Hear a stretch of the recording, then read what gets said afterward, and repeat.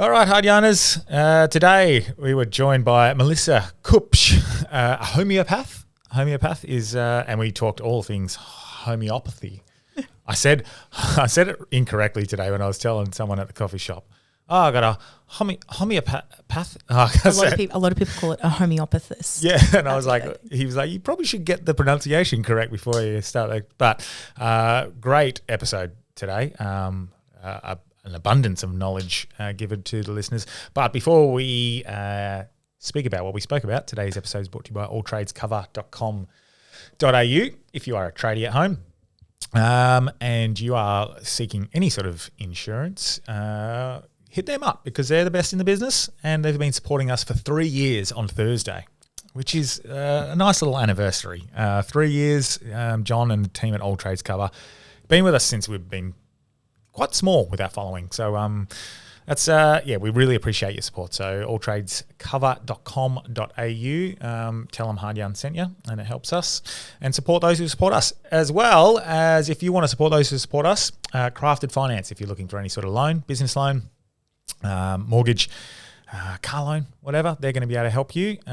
He's a wealth of knowledge in all things finance. I don't think he's legally allowed to give you financial advice, but you probably ask him a few questions. He'll probably let you know. But what they're good at doing is presenting you with all the options, making sure you've got all the information. They don't just want your business. They're going to make sure you know exactly what's going on. They make it so it's easy to understand. And if I can understand what's going on, you can understand it, because I don't get finance sometimes. So please hit them up, craftedfinance.com.au, and tell them the Hard Yarn sent you. But Melissa did join us today to talk all things homeopathy. What do we talk about today? We spoke about the history of homeopathy, what it is, why it is a revolution in medicine. We spoke about clearing generational trauma using this medicine. We spoke about the future of Australia and how we're going to turn things around. Yes, the revolution. The revolution, baby. But yeah, we really just illuminated a way for people to overcome whatever they're going through physically, whether you've got a physical diagnosed condition, a chronic complex health issue, whatever that looks like, asthma, eczema, hay fever, allergies, hormones. So we covered that. We're looking at the mental health, overcoming anxiety, depression, people with trauma, and the deep roots. So we're really looking at the depths of spiritual healing and why so many people are gravitating towards this new field, which isn't really new at all. When you look at the roots, you'll find this is age-old medicine. I'm actually very glad you came on, because off the top of my head, I would have thought homeopathy is natural foods. Oh my gosh, really? Yeah, so like a naturopath. So this is great when we went into some stuff deeper into the podcast. It definitely opened my eyes, and I'm going to hit you up. So and then you can share your experience, all the things that we spoke about, and you see what happens with you. Can't wait. Really appreciate your time. Good episode. And listeners, without further ado, let's get hard. Welcome to Hard Yarns Podcast. Humans are entangled emotionally and physically to other timelines. Plants are trying to kill you. You're a fucking weird boy. There are more of us awakening, much more of us awakened to our light. Jeremy Piven, you're supposed to get off this viciously mediocre podcast immediately. For the free in attendance, for the millions listening at home. Let's get hard. My whoop. I don't like doing that when like the flight stuff. Well, that's the thing. I used to love it. I used to think like flying was like, it's like an adventure and anywhere. Oh, it's still my favourite. But flying. Yeah. Travelling, getting around and doing all that. But I don't envy what you're doing today. Does that have you done that before? Like what you're doing today? Perth. I mean, I feel like say in 3 weeks, I'll be going over to the US and it will just be like flight land, like podcast, flight, podcast. Really? Back. Yeah. Did you get Theo or Rogan? No. We'll reach out. Theo, Rogan, come on, jump on. Actually, we do know. I have not a connection to Rogan, but I have a connection to the connection. Yeah, right. I mean, so many people messaged, right? And some people are just fully like, nah, sell out all of this. And it's like, Yeah. I don't know. I was at the Comedy Mothership, a month ago? Well, yeah. Like watching him, and he's on stage Yeah. and like Ron White's there, and like it was such a vibe. It's like I just have such a hard time believing it. Oh, mate, everyone says everyone's a sellout, and Yeah. they're like, they're a shill. Yeah. No, people are just trying to figure shit out. And also he's just living his life. Like what is he, nearly 60? Yeah. He's got kids. Like, man, he's been in enough fights. He gets dragged in all the time. I'm like, poor guy's probably like, leave me alone. I've been called a shill before. Oh, As soon really? as I got called a shill, I went, oh, no one's a shill. Yeah. Because I was like, oh, that's true. this is, and well, I'm sure there is. I'm sure there's people who get paid fucking shit and then they just turn and flip there. But, yeah, so When people you're- are just trying to figure shit out, and we're not all experts in it, and we're not, and especially Rogan, who's just a comedian, who they generally do look at the world differently from a zoomed out, which is usually why people appreciate their perspective. But yeah, even if they think he's flipped on certain positions, yes, of course, people change. So it doesn't make you sell out. But and Theo, nothing. He's just so pure-hearted. Like when you listen to him, like there's just no way. But yeah. And I did sort of think to myself when they didn't reach out, because I'm like, there's no way that they have not seen this message. Like I think 6,000 people sent it to them. I'm like, oh man, they would hate me. They'd be like, bitch, I'm not having you on. Yeah. But you know, I started to think like, oh man, imagine if like talking about homeopathy is actually that controversial, they won't touch it. Then for a second I was like, oh. And then I was like, nah, just don't think about it, just go. Well, you got the yarns just as big almost. Yeah, exactly. So many good doors open from it, so I'm so blessed. It's awesome. What were you doing in Austin? Setting Where we stuff there up for? or? Do you know Dave Asprey? Yes. Yeah, so we were at his Beyond Biohacking conference. So I was speaking there and we had a homeopathic. Oh, really? Yeah. Oh, thing sick. there. It's, you know, Dave.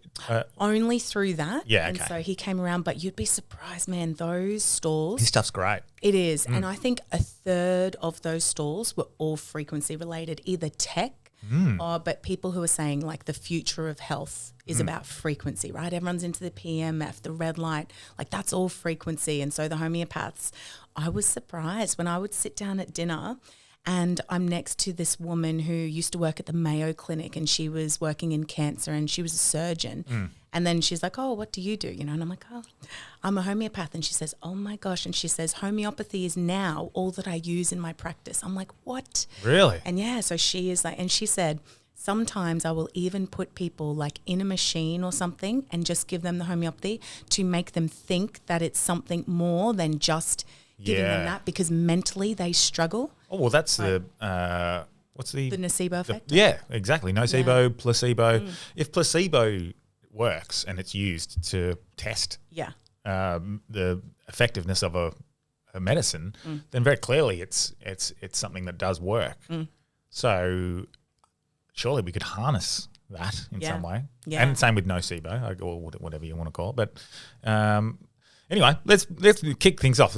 We've been sort of chatting and half getting to know each other before. Thank you for flying in as well. Thank you for having me. Like from Brisbane, 5-hour flight is why we were talking about flights before.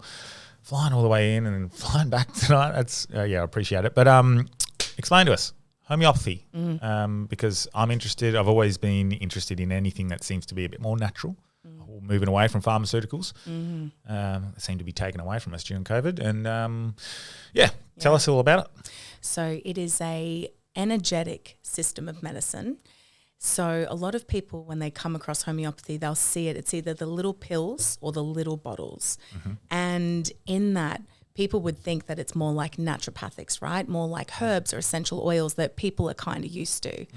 But really, when you come to understand what homeopathy is and what it does, it's really most like acupuncture. So they use needles to stimulate the flow of energy throughout the body. Now, they call that energy flow qi.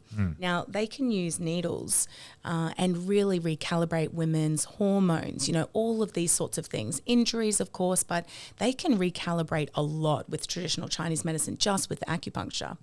And then homeopathy, we are ingesting it. So it is a frequency, and we harness all of these different frequencies from nature. So they can come from a mineral like sulfur, and then you've got animal sort of like products. There's one made from a bee sting. There's some made from animal milks, a very small amount. And then you've also got a lot of the plants, right? So your belladonna, your staphysagria, your arnica, that most people, have you heard of arnica? No. Oh, okay. So that's the most famous one. Take me as a homeopathically. blank canvas. All right, Which is easy. usually good for the audience because they might be as well. I love it. And so the way that we actually make these homeopathic remedies, you are going to get that substance, you're going to take it into a pharmacy, and you are going to dilute it and succuss it, dilute it and succuss it. Now, Succuss? It means like sort of bang it very vigorously. Okay. And it's got water all around it. And so what they found, and they're proving more and more every day, water has consciousness and water holds memory. So when you put something in, the water fully can take on that frequency. But then you're diluting it and succussing it to the point where there's no more toxins in it, but it is highly energetic. So Veda Austin, she's a Kiwi who's been doing incredible work, and she's showing the consciousness of water. She does this really specific flash frozen sort of photography. And that crystalline photography, when you have, say, arnica put into the water and you flash freeze it, you see this very distinct, like stunning picture that comes up from that frequency. You do the arnica again, it's the same thing. Every homeopathic remedy has a distinct frequency. And then where it really sort of came into play. So we're going back, 1796, and you've got a medical doctor named Samuel Hahnemann, and he's pretty disillusioned with medicine of the day. I mean, at that point, we're bloodletting, we're using mercury and purgatives, and they're just dodgy, bloodletting, all of that. Yeah. And he was completely disillusioned with it, and so he said, like, that's enough. I just won't do this anymore. So he then starts translating medical texts, and he must be one of these sort of savants, right? Like crazy smart brain. And he learned, I think it's like 11 languages or something ridiculous this guy knows. So he's able to translate and sort of see all of the medical discoveries that are going on. And he gets this job in the largest esoteric library in Romania. So you just think all of the texts, right? These ancient alchemy kind of texts that, you know, probably, I'm pretty sure all of them got lost in the fire. Yeah. Or hidden in the tunnels under the Vatican. Yeah, they're somewhere. Yeah. And so he's exposed to all of that. So here is like a guy who's so brilliant, and he's also absorbing everything from these other brilliant minds. And so he's sort of piecing it together. And I'd say probably the work of Paracelsus would have been a bit of a prelude, like that stuff on alchemy, because really, when you understand what homeopathy does to the body, it is alchemy. Now you are working on that energetic field. So they call it qi in acupuncture and Chinese medicine, but we would call it the vital force, right? And it's this intelligent force that constantly is trying to heal you. And so the field exists outside of us. And I think modern science, like people are really starting to understand that, right? Like they can read thoughts sort of like even in helmets that are not even quite touching the head. And so Samuel Hahnemann's going through, and he realizes through all of that you can use these very minute doses of something to energetically stimulate the vital force and provoke a healing response. So that's really like the gist of homeopathy. We're really acknowledging as well that we are spiritual beings. So it's you've got your physical, mental, and emotional health. So you go to like a mainstream doctor and you've got eczema, and they will just give you a cream, or they'll recommend bleach baths. Yeah. They cannot tie in the grief that preceded the outbreak of the eczema. Whereas the homeopath, in all of our medical books, you are looking at the whole person. So when you sit down with a homeopath, they want to know, like, tell me everything about your life from the moment you were born. So really how I got into it, do you want me to tell you that? Mate, go. You're going down some good paths. I was like you. I was like, what is this? And I was like utterly uninterested. And so my dad's a medical doctor and my mum's a hippie. So I always say, like, I was just naturally going to... The ultimate combination. Oh, no, they divorced real quick. Oh, no. And, but yeah, so they had my sister and I, and my sister was really chronically sick when we were 16. I was 16. Oh, she was 16. I was 17. And she was in and out of hospital a lot. And she would have these infections that would start as a UTI, then it would go systemic, like all through her body. She'd be on an oxygen mask. And she would go like every couple of months to hospital. Oh, my Lord. Yeah, and it was always triggered by sex. So after 6 years of this, just in and out of hospital constantly, the doctors literally just say to her, you need to be on antibiotics every day for the rest of your life, prophylactically, to try and prevent an infection. Oh my God. And you cannot have sex because it's too dangerous. And like, it's literally that bad. So that's what she gets given at 21. It strikes 2 and 3 right there. Really, yeah, boom, boom, boom. And I was studying to be a naturopath. I was always like keen on sort of like the medical, but also the natural. But she had done all of the naturopathic stuff. She'd done all the traditional Chinese medicine. She was grounding. She was meditating. We took 6 weeks off work and we were doing like a bit of a trip up the coast. Like we were just like, what on earth can we do? And I used to have this lecturer, and he was at the Endeavour College of Natural Medicine, and he used to say to me, oh, you love homeopathy, you know, and I always fobbed him off for like a year because I'd never heard of homeopathy. I assume if it was any good, everyone would know about it, right? Yeah. And one day he says it to me when she's in hospital, and I'm like, all right, if you can cure my sister's chronic condition, I will change my degree over. And he's like, right, when can she meet with me? So we go to Gloria Jean's like the next day, and for 60, 90 minutes, we're just sitting there. He's just taking her whole case, and he's asking her the weirdest questions. He's like, you know, what position do you sleep in? What foods do you crave? He obviously asked all about the physical things, right? Yep. And that she had going on presently. But he also wanted to know, what did you have as a kid? Like, were you the tonsillitis kid? Were you the ear infection kid? Did you ever get chest infections? Did you have eczema, asthma? Like all of it he wanted to know. And then he starts asking about more the mental and emotional aspects. And he's like, you know, do you have anything suppressed? And we're like, no.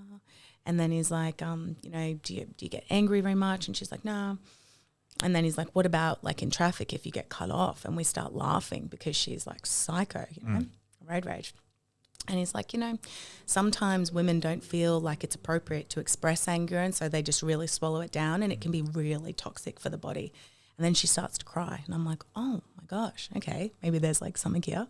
But he gives her this bottle of like drops, and he just says, take 2 drops a day, you know, and let's catch up in 6 weeks. I'm like, what? Like her file at the hospital by this point is like this thing, right? Like they've tested her for everything. They're like, you're a mystery. And he's like 2 drops a day. I'm like, oh my gosh, he does not realize how serious this is. Yeah. I'm like, whatever. And she starts taking it, and pretty much immediately these changes start happening, like physically, and she's noticing, you know, full changes. By that point, she was almost bladder incontinent from like all of the treatments and stuff she had to do. Yeah. And it just started to lift pretty much immediately, and emotionally things started to move. And I'm just like watching it, you know, but I'm still skeptical because I cannot fathom that 2 drops under the tongue could physically change the whole body. Yeah. And then I was like, oh my gosh, okay. So she totally broke through that cycle, didn't get it again. And I said, well, no, actually, before I really change my degree, now you got to treat me, because that could have just been a total fluke. Yep. And I need to see it. Fair enough. Yeah. Then he sat down with Once me. is a fluke, twice is and pretty when good. And when you've had your own personal one, you're like, oh, and you've actually felt it. You're like, oh my gosh. And he gave me the remedy sulfur, so very different to my sister. And it was random things that he prescribed it for, like things like I'm really warm-blooded for one. And not a lot of women are like particularly warm. A lot more women would get chilly. A lot more men are a bit warm-blooded. Yeah. And I had a history of suppressing skin conditions. I'd done Roaccutane when I was like 18, which is like a skin drug. Yeah.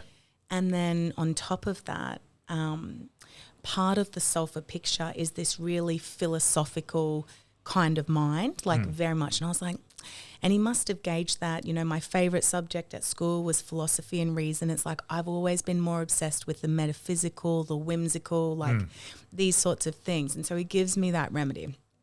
And he asked me at the time, what's the most traumatic thing you've ever been through? And I'm like, oh gosh. And I'm like, well, my parents divorcing when I was young. I was like, for me, going in between the houses, like I was so like, did not like that. Yeah. And I internalized a lot of stress from that. Okay. And he's like, righto, okay, here's your bottle, 2 drops a day. I'm like, righto. So I take a dose right there and throw it in my bag, and I'm at uni at the time. I go back to class.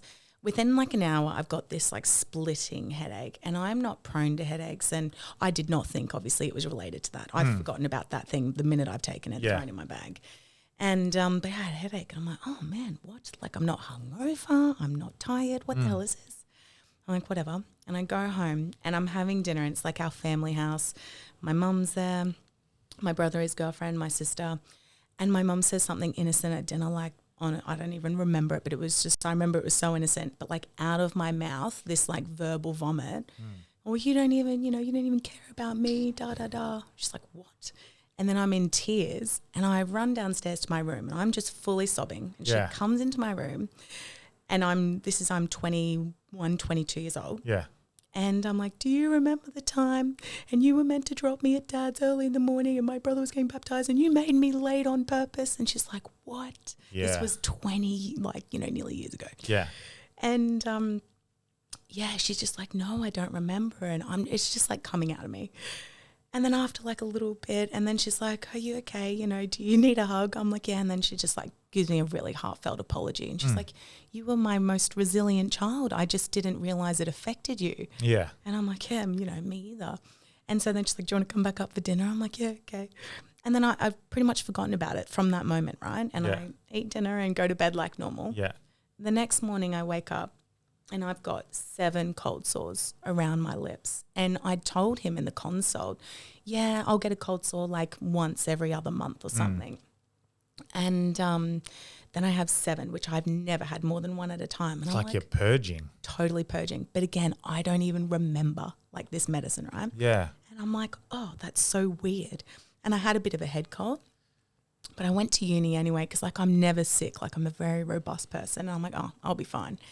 And I'm there and I'm like looking at the board trying to like copy down these botany names. And I'm like, oh my gosh, I'm actually sick. I'm going to go home. So I get up and I'm walking down the stairwell and I bump into him. And he's like, how you going, the homeopath?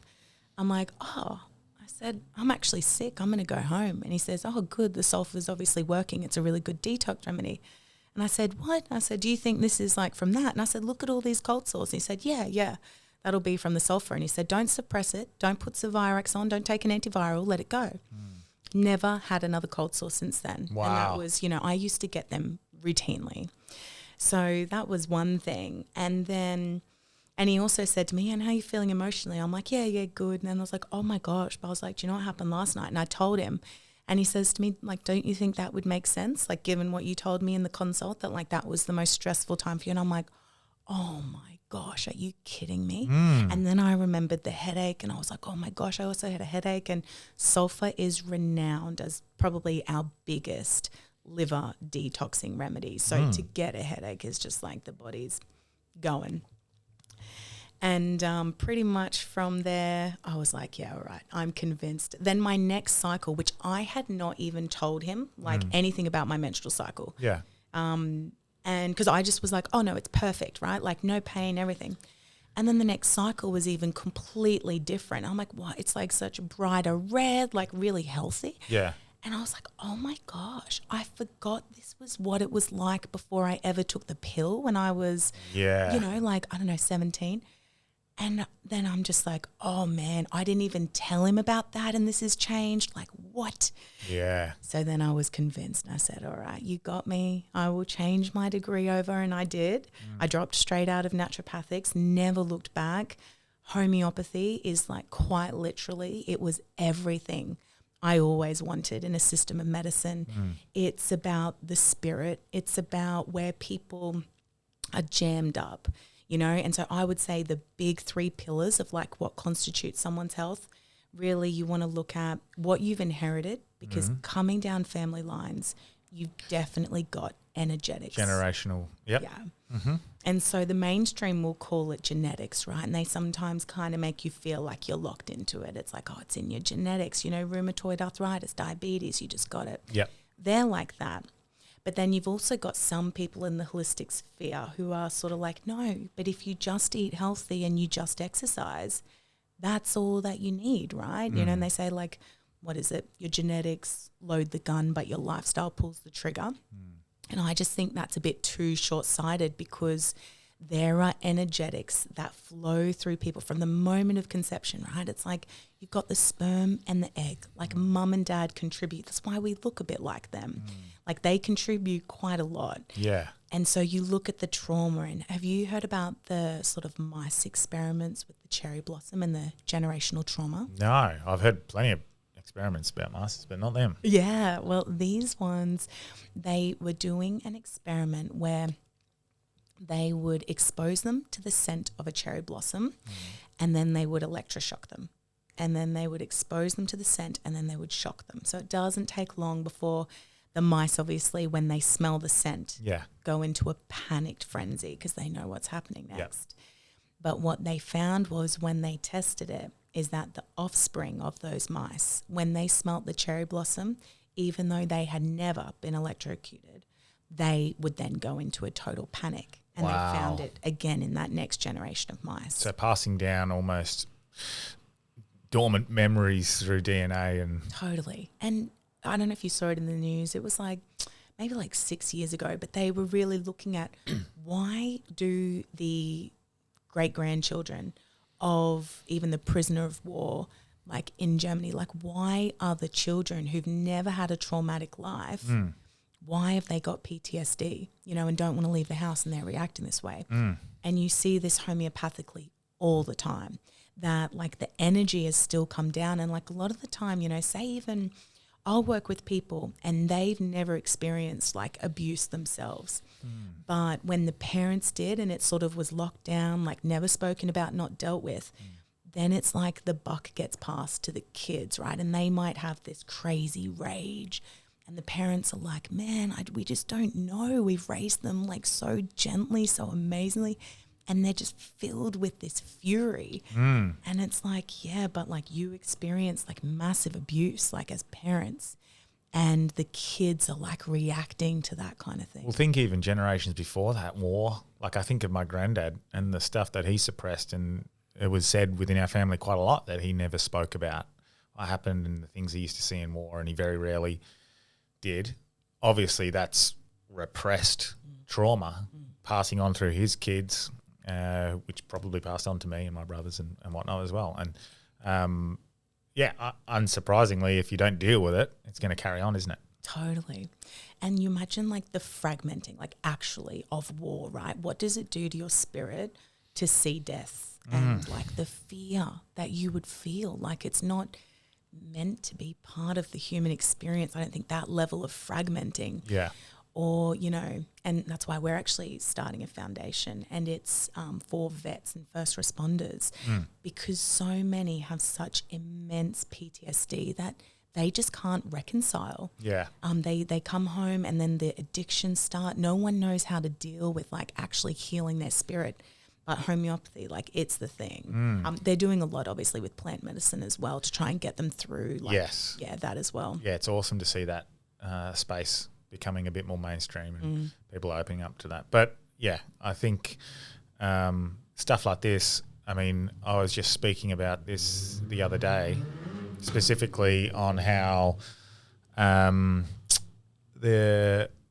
way that the frequency passes through your body through social media, and it creates a, like, not the frequency but the consistent bombardment of information affects your subconscious, which then manifests physically in certain symptoms, because our brain can't differentiate between the subconscious and the conscious mind, so it just acts as if it is happening to you. So if you're taking on all this war and crime and your Flop government, cameras. yeah, exactly, and your government fucking oppressing you and basically deprioritizing you constantly, of course it's going to physically manifest. And I'm interested because I see those physical manifestations in myself, and I'm like, what am I doing?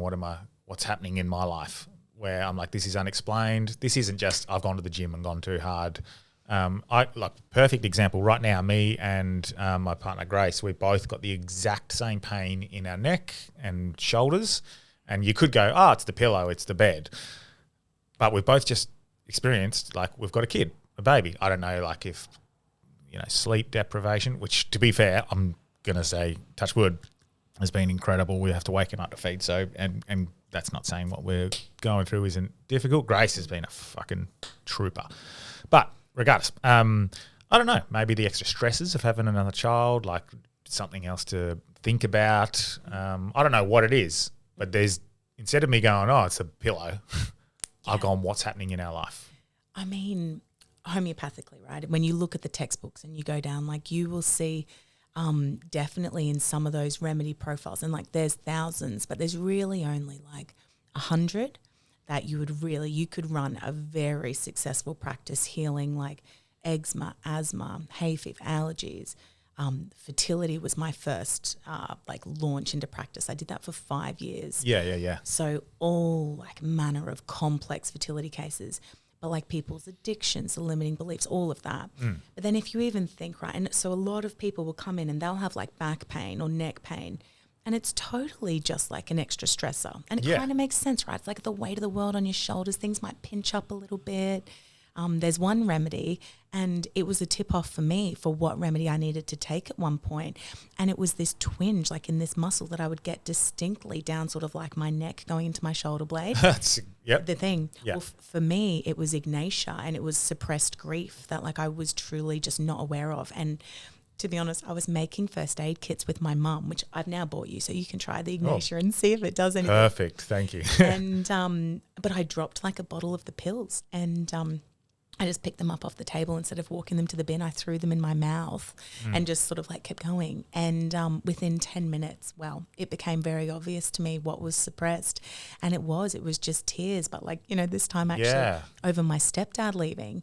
And it was shocking to me, you know, because my mum and I, we were having such a good time. It was a great night. And then for it to take a turn, you know, she said to me, oh, you know, your auntie's, I think, going to be getting a divorce soon. I said, oh, that's so sad. And then we just sort of mentioned my stepdad, and I said, do you think he ever really loved us? And then my mum's like, what? And I really choked on it. Yeah. And then I was like, wow, man, I sounded like a kid just then, like the way it came out my mouth. And then she's like, of course he did. Like, what do you mean? And then I just get hysterical. And I'm like, oh my goodness. And it's just the classic ignatia, you know, that picture. When you read all about that remedy, like even down to the fact that I would sigh a lot. Like I used to have this thing where I couldn't fully get a deep breath. It was like, you know, or like around my husband, I would just sigh, and he's like, what's your problem? I'm like, oh no, nothing. That's just me breathing. Yeah. He's like, okay. But it's a bit of a nervous system thing actually to sort of like try and regulate. But yeah, and you know, Chinese medicine, they say grief is stored in the lungs. And so you think like the lungs and all the muscles around there. Anyway, it was crazy. I'm very intrigued because that exact thing that you're talking about, because it got so bad about a year and a half ago that it pinched a nerve, cut off the nerve circulation, and then I just dealt with the pain for a few days. It got to the point where the muscle that it's sending the message to was like, I can't deal with this pain anymore, and shut off. And so I got atrophy in that muscle that was running through the shoulder blade, went to the thing, it was the nerve that was going through the scapula and connects through there. But yeah, that's both come back for both of us at the same time. And then you think, right, you share a field pretty much like with your partner. Well, I did. You know, it's like I did. I jested to her. I was like, "That's sympathy pains. Am I getting that for you, or are you getting that for me? Because I'm not getting up anywhere near as much in the night." And I was like, I'm not going to complain, but I am complaining. So, that's interesting that has come up. I'm looking forward to seeing how that results. And eczema, and like that's a thing. That's a thing for me. I'm being selfish here. I'm using me as an example, but it just keeps coming back. Every time I think I've fixed it, I was like, I found the remedy. It was stress. It was beer. It was sugar. All of them they're triggering it, but they're triggering it for a reason that it's there. Instead of going, well, why is it there? Yeah. And so potentially it's something. Yeah, just a deeper root. And people can really inherit that susceptibility. We see a lot of kids and a lot can be born with it, you know, and it's not even kicked off by toxic exposure. Like other than, so you've got your generational inheritance. So looking up your family line. So if there is like severe mental health, if there is bipolar or schizophrenia, you'd want to be on the lookout because you will see things run through families like compulsive OCD, sort of like with the kids, if they've got to turn the light on and off like 6 times, or they're compulsively hand washing. That's a very specific profile, and it can run quite strongly. And you'll also see in that profile a lot of tendency towards addiction. So alcoholism can be huge, and we call them miasms, and that's really the inherited energy taint. And where you can really see this come down. So one example, so we've got 5 different dominant miasms that people will sort of fall into a mixed bag of some, but some people have some very dominant, very exposed miasms, and the poor things are having the hardest time of life, right? Like they are on struggle street. And we don't actually all have a even playing field. Like we're not all born equal. No. It is literally, you could be born someone with such distorted energy from your ancestors that truly just like living and like relaxing is very, very difficult to do. And so like an example of one is called the tubercular miasm. So it comes from tuberculosis, and what they found is that if your parents or grandparents, let's say, had TB, which is a big lung affliction, and so you have all of the energy gets distorted in the lungs because they're diseased, right? And the body's doing its best to like wall it off and like sort of trap it. And you'll do like the mainstream treatment for it, you know, whether it's antibiotics, whatever drug's meant to be given, then you're cleared of TB. And they say, good, it's like cured, you're sweet. But when that person goes to have a child, what we find homeopathically, they are so much more susceptible to all of the sort of immune issues where they're compromised. So asthma, huge, like think that real respiratory. And they can also have a lot of allergies, right? Allergies to cats, dogs, like it's like they're just fully allergic to this environment. And so that whole tubercular picture, it comes down because the drugs weren't able to fix that full energetic distortion. The same goes for things like STDs. Like you can get really distorted energy from people, say, who have gonorrhea. And so you can do the drugs, but the distortion, right, in those reproductive organs, and then when people, you know, have kids, you can pass that on. And so, and it's the reality that for a lot of our ancestors, these things were rife. Like syphilis was rife, TB, gonorrhea, like, and yeah, the drugs didn't cut it. So say when I was working with a lot of my fertility patients, they almost had secondary infertility from their inherited reproductive organ like distortion. So it's like inflammation. And so by just giving them the remedies that their parents needed, you correct it in them. So we're talking women who will come to me with heavy, painful, like periods that just are awful, crippling. And they would be diagnosed, some are diagnosed like, you know, severe endo. And through drops alone under the tongue, the direct frequency of the distortion that matches them and their parents, if that's where the root was, then you just see within the next cycle, they will fully say like, whoa, that period. And it can take, you know, say it takes 6 months, but it would be noticeable to them, like it was to me the very first remedy I took. Something is hormonally shifting a lot. And so working in fertility was so fun because it was so easy for people to see, damn, these medicines are quick. I think, and this has been, and Delby's a perfect example of when he had a real bad back problem, and he ended up going down the surgery route. But he was given some options to do some certain exercises for a while, and it actually made it get worse before it started getting better. And in hindsight, and as soon as he told me it got worse, and I was like, yeah, well, you always go backwards before you go forwards because you've never used those muscles. So clearly you got to, you know, keep going, but he didn't. I guess that would be the same with something like this, because if I started purging, I'd be like, fuck. Yeah. Because I just did this with a parasite cleanse. Yeah. And I was having the wormwood, I think, and I can't remember the 3, but fuck, man. I felt like I felt impending doom. I felt like my life was collapsing in on itself. I felt like I was having panic attacks. There was a moment where I almost had to stop driving, and I couldn't understand what was going on. I said, Grace, I don't know what's happening. I am not feeling good. I'm feeling horrible. And then I remembered I've been having this had started ramping up since I was having these supplements. And I was like, oh, I wonder. I didn't really even look into what and it said it stimulates your nervous system. And I was like, okay. Also, these parasites are dying inside you. They're purging. So I persevered. And after a few more days, it started to feel a lot better. Yeah.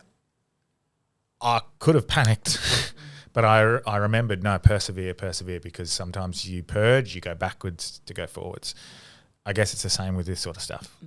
Totally, because when you push on that pain point, so like for example with me with the Ignatia picture, right? Part of that, the coping mechanism that a lot will have, they'll either stop it, so it can really, the suppressed grief can really affect their appetite. So either it can go into overdrive, like, and for me, if I ever got overwhelmed, like in a situation, eating would be just like the thing that would calm it down. It would just be like totally right. You binge on something, it's like, whew, okay, cool.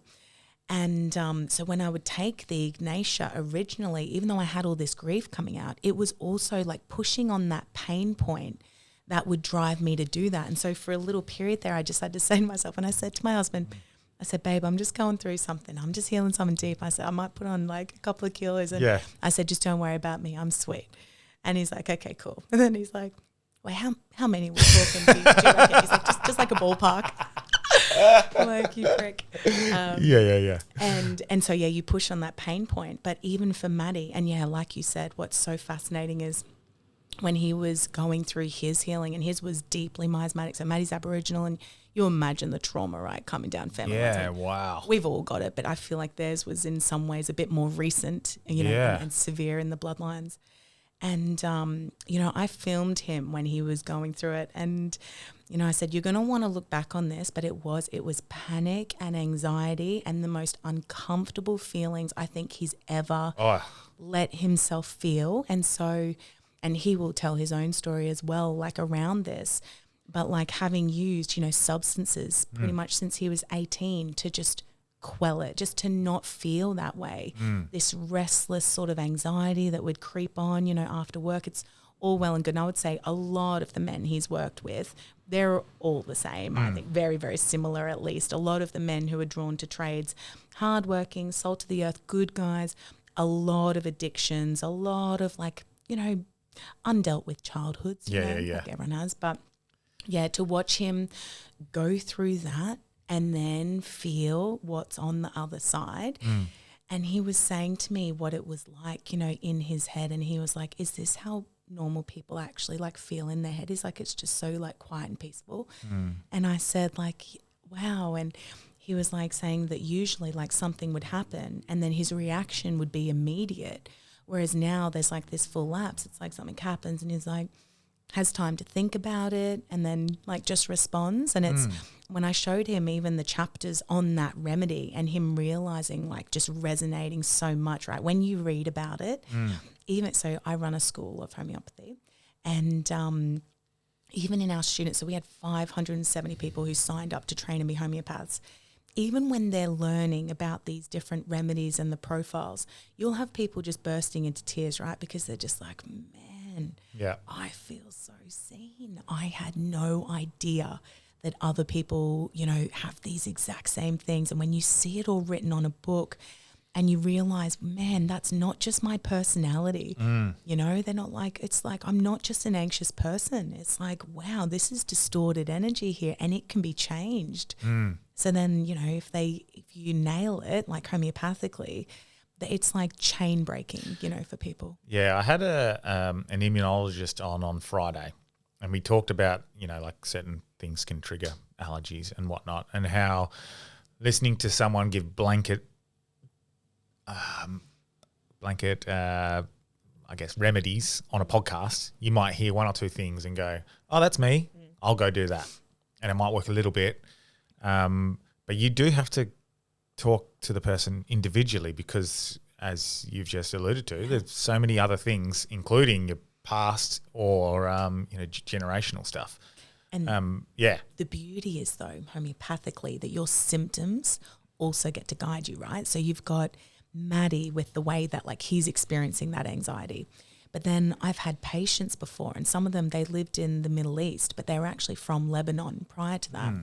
But they were experiencing like severe anxiety.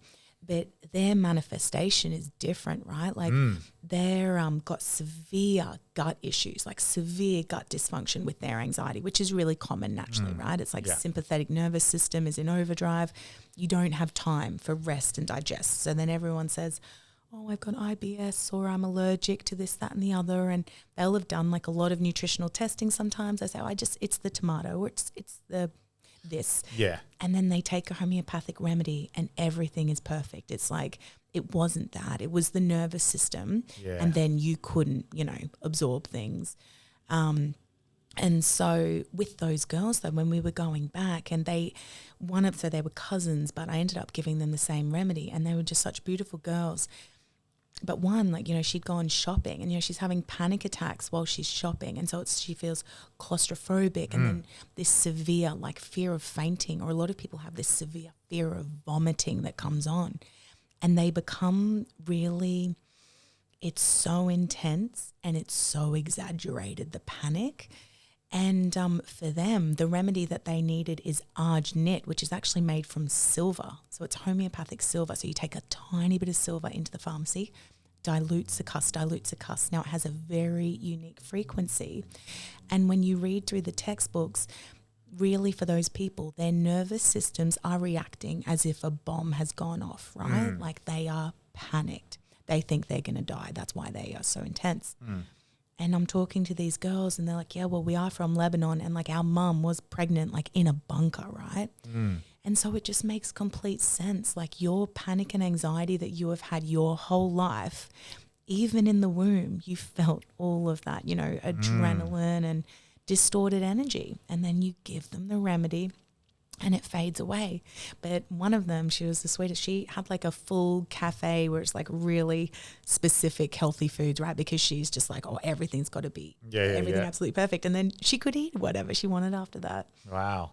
So one thing that, again, being selfish, has happened to me, but I've had a lot of people when I talked about it on the podcast say the exact same things happened to them.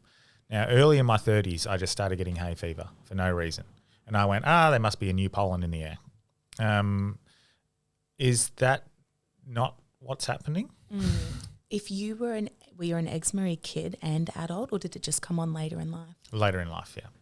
Then it would sort of seem like your whole vital force is just under strain, and that's sort of how it's manifesting. Okay. So you'd want to look at your whole life and history, which we should totally do after the podcast. Yeah, I'm okay. Yeah, we should do an appointment so you can actually experience I'd love to. what I'm talking about. Yeah. Because a lot of people have hay fever, and so the sorts of things that we'd be tapping back through would be looking at definitely your family history, right? So I'd love to know if there's any cancer in the family history, heart attacks, mental health, anxiety, that sort of stuff. Whether, you ever had glandular fever or Epstein-Barr virus, and then what your life and your personality is what the hardest thing that you've ever been through is, if there's anything unresolved.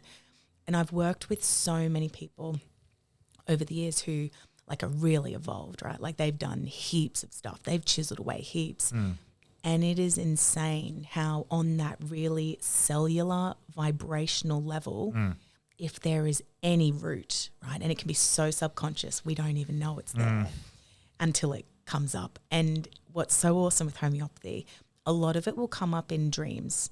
So it's something that I probably hear from, I don't know at this point. I'm going to say at least 40% of people, when they start taking a homeopathic remedy that is tailored to them, and they're like, oh my gosh, my dreams.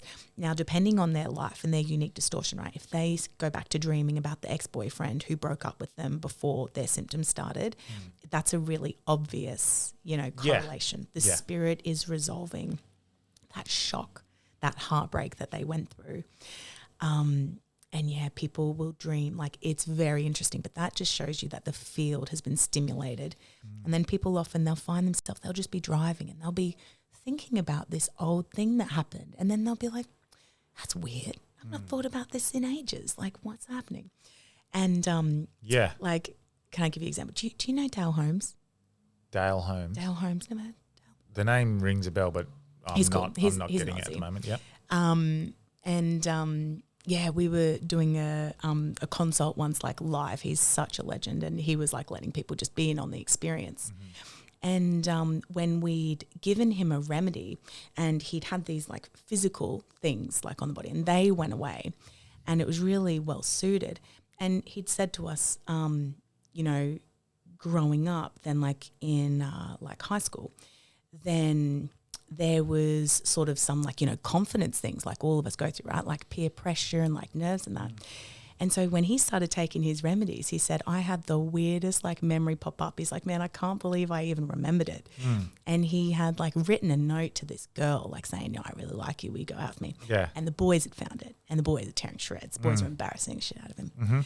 And so even in regards to like as an adult, right, blocking ourselves off from finding the one that we want, you know, and in this remedy sort of like chiseling away at like just that thing, it was just something that to any of us we would think is so minor. And it's just so fascinating that each of us, we have our own, you know, little unique things. And so while we're unique, when you do look at those remedy profiles, you realize like, look, you're not really that unique as like you think you are. Like we all have these patterns, and I've taken cases of people and they don't know each other. Like they could be on other sides of the world. And if I like put them up on a piece of paper, these people would be shocked. If I was to put people in a room like who have the same constitution and they do the same bizarre things, they would think, man, that is so weird, because it's the quirky, weird things. And a lot of it's the stuff that people want to keep secret, right? Like they don't want to tell people like the deeper, like more, you know, shameful or, you know, whatever things we want to hide. But it's in that like vulnerability too. Like if you can bring light to it, that really is the first step, because like consciousness goes like there. And so Peter, who's the homeopath that he first treated my sister, and then me, and now we run our school together. He often says to our students, it's your secrets that will keep you sick. It's the thing that you don't want to tell the homeopath. And I think because I talk online so much about like all of these like things, right? The vulnerabilities and the beautiful cases that people have let me share anonymously. People then, when they do book in with me, when I was still seeing clients in private practice, they knew the drill, you know, they would walk in and like, even if it was like hard, they're like, okay, I also know that I need to like tell you this thing, you know, and it's like, okay, amazing. Now I can like target the remedy like right to where it needs to go. I can see where you got thrown off kilter. And sometimes it just takes like building rapport, right? Like with someone, sometimes you don't want to walk in the first time and just be like, blah. Yeah. But when you get to know each other, and also like homeopathically, you know, we clear some layers and then other stuff emerges, and you realize, man, this is really working. And then they want to tell you like all the things, and it's beautiful, thing. Yeah. Very interesting. Yeah. I'm definitely going to book in for some sort of tailored, bit of a homeopathy experience. That would be good. I'm interested because if frequency can be used to heal, clearly it can be used to do the opposite. And in my recent months of doing the podcast, I've found government secret programs that seem to harness these ideas. And one of the ideas was that these frequencies can be weaponized when it comes to music and 432 hertz. I'm not sure if you're across that stuff. Is that something you'd look at and think about and potentially consider that? I mean, we're being agitated intentionally.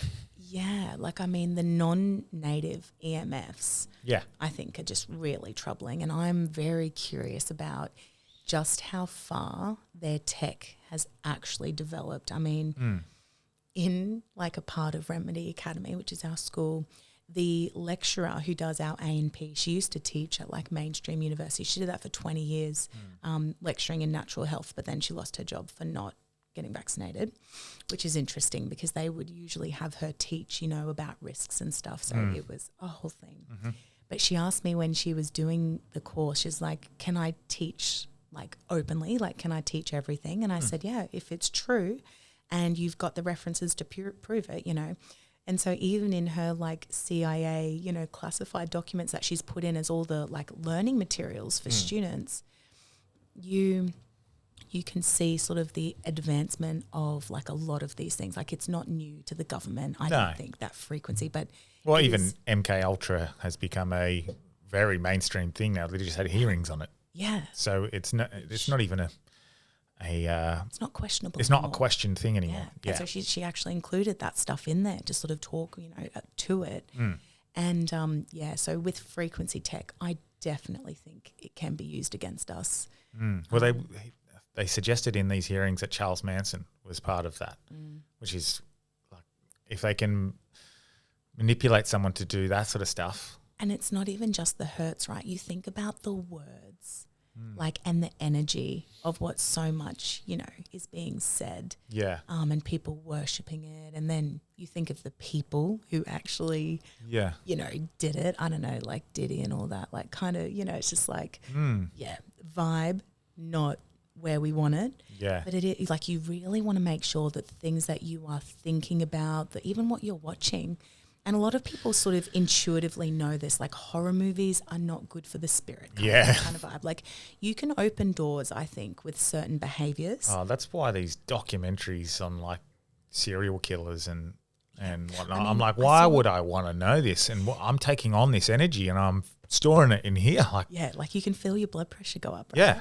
But even like on that note of like serial killers, like I remember Ted Bundy once when I saw that. And he was talking about, like, he was watching, like, hardcore porn. And in that, he said, I was never the same. Like, from this moment, that's what he's saying anyway. Like, there was a moment where I knew, like, something else sort of entered the game. And he had that, like, freakish strength. And, like, he jumped over, like, a balcony that was, like, not really kind of a human kind of fall. But, so, like, spiritually, I would also say homeopathy is protective for the human spirit. Like if you are someone to think that external kind of entities might influence people's thought patterns, and I personally would believe there's a level of that. I don't think it's like what everyone, constantly every impure thought or something, is something attached or something. I don't think that. Yeah. But there are kids who will have immense night terrors, right? Or self-harming behavior or something that's really severe, right? Or compulsive. And when you give them the homeopathic remedy, and a lot of these kids are too young to even know they're taking something, much less what they're taking it for. And then it will just completely stop. And to me, I think it's that you're fortifying their field and then nothing else can get a leg in. And I guess when you look at the human being, that we are constantly emitting and receiving frequencies, right? Like, do you? Yeah. So, and you emit, right? So let's say you think you're a legend and like you're totally worthy of this relationship or this job. It's like you'll often just see those doors open, right? Easily for that person. And I would say it's like quite vibrational. Yes. I see it so often with my patients, right? They'll take a remedy and like these just insane synchronistic situations happen that like you just can't explain it. Like people who they finally resolve the trauma from that boyfriend 20 years ago and he literally calls like out of the blue to apologize like not long after, and you're just like, what? Or they bump into, a certain someone that, was involved in the whole scenario. And it's like the universe is sort of giving you this opportunity to like work through your shit. And so you see like to not hold on to it, to let it go. Yeah. It's difficult to let go.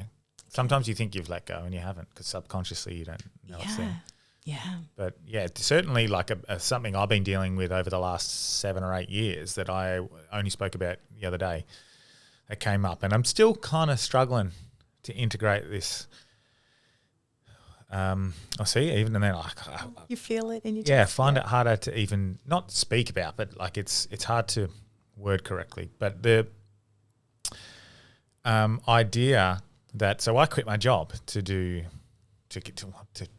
chase my dreams or whatever you want to call it. I quit my job and I fell into this world, and I've fallen into the podcast space, and I am so happy with what I'm doing. I love it so much, but I have so much fear of losing it and having to go back.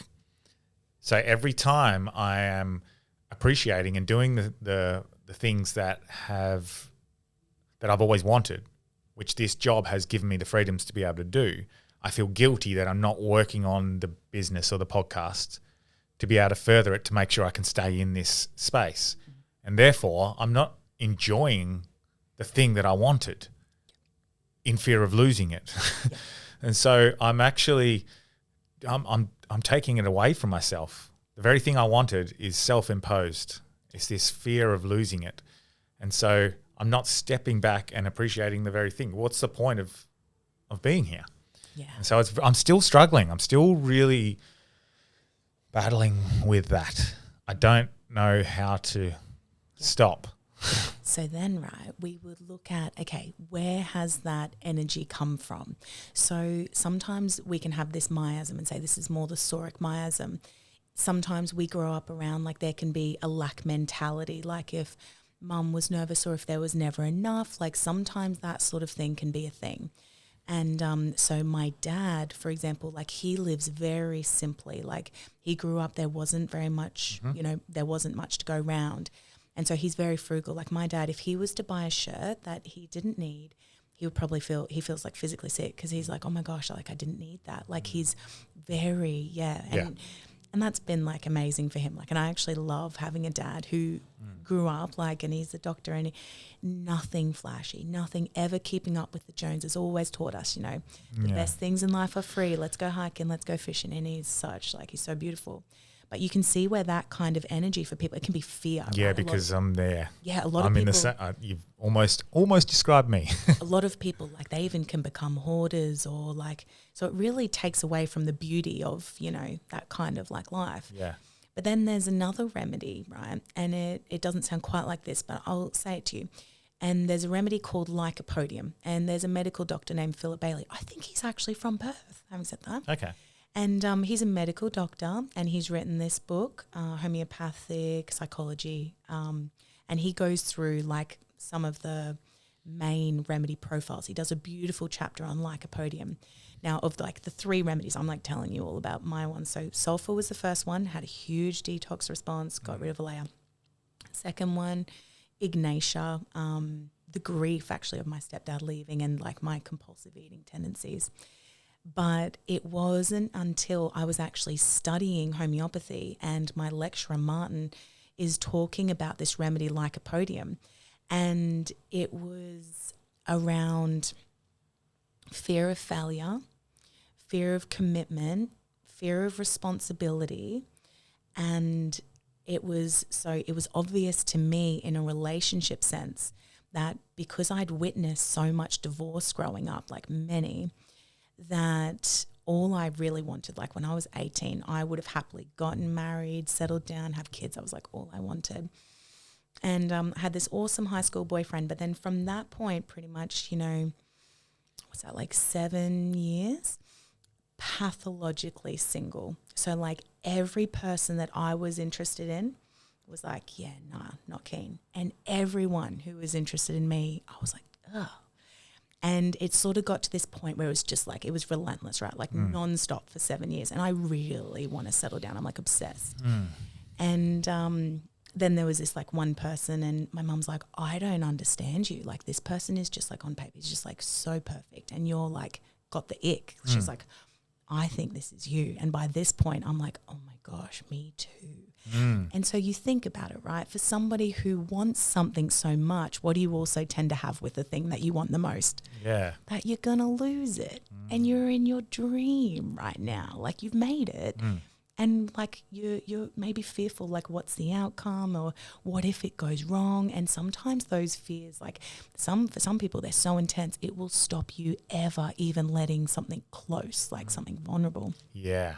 Yeah, those walls that you put up to protect yourself end up being the walls that keep people out. And they're vibrational walls that I did not, see. I'm like, I am so open. I am so ready. I've been waiting so long.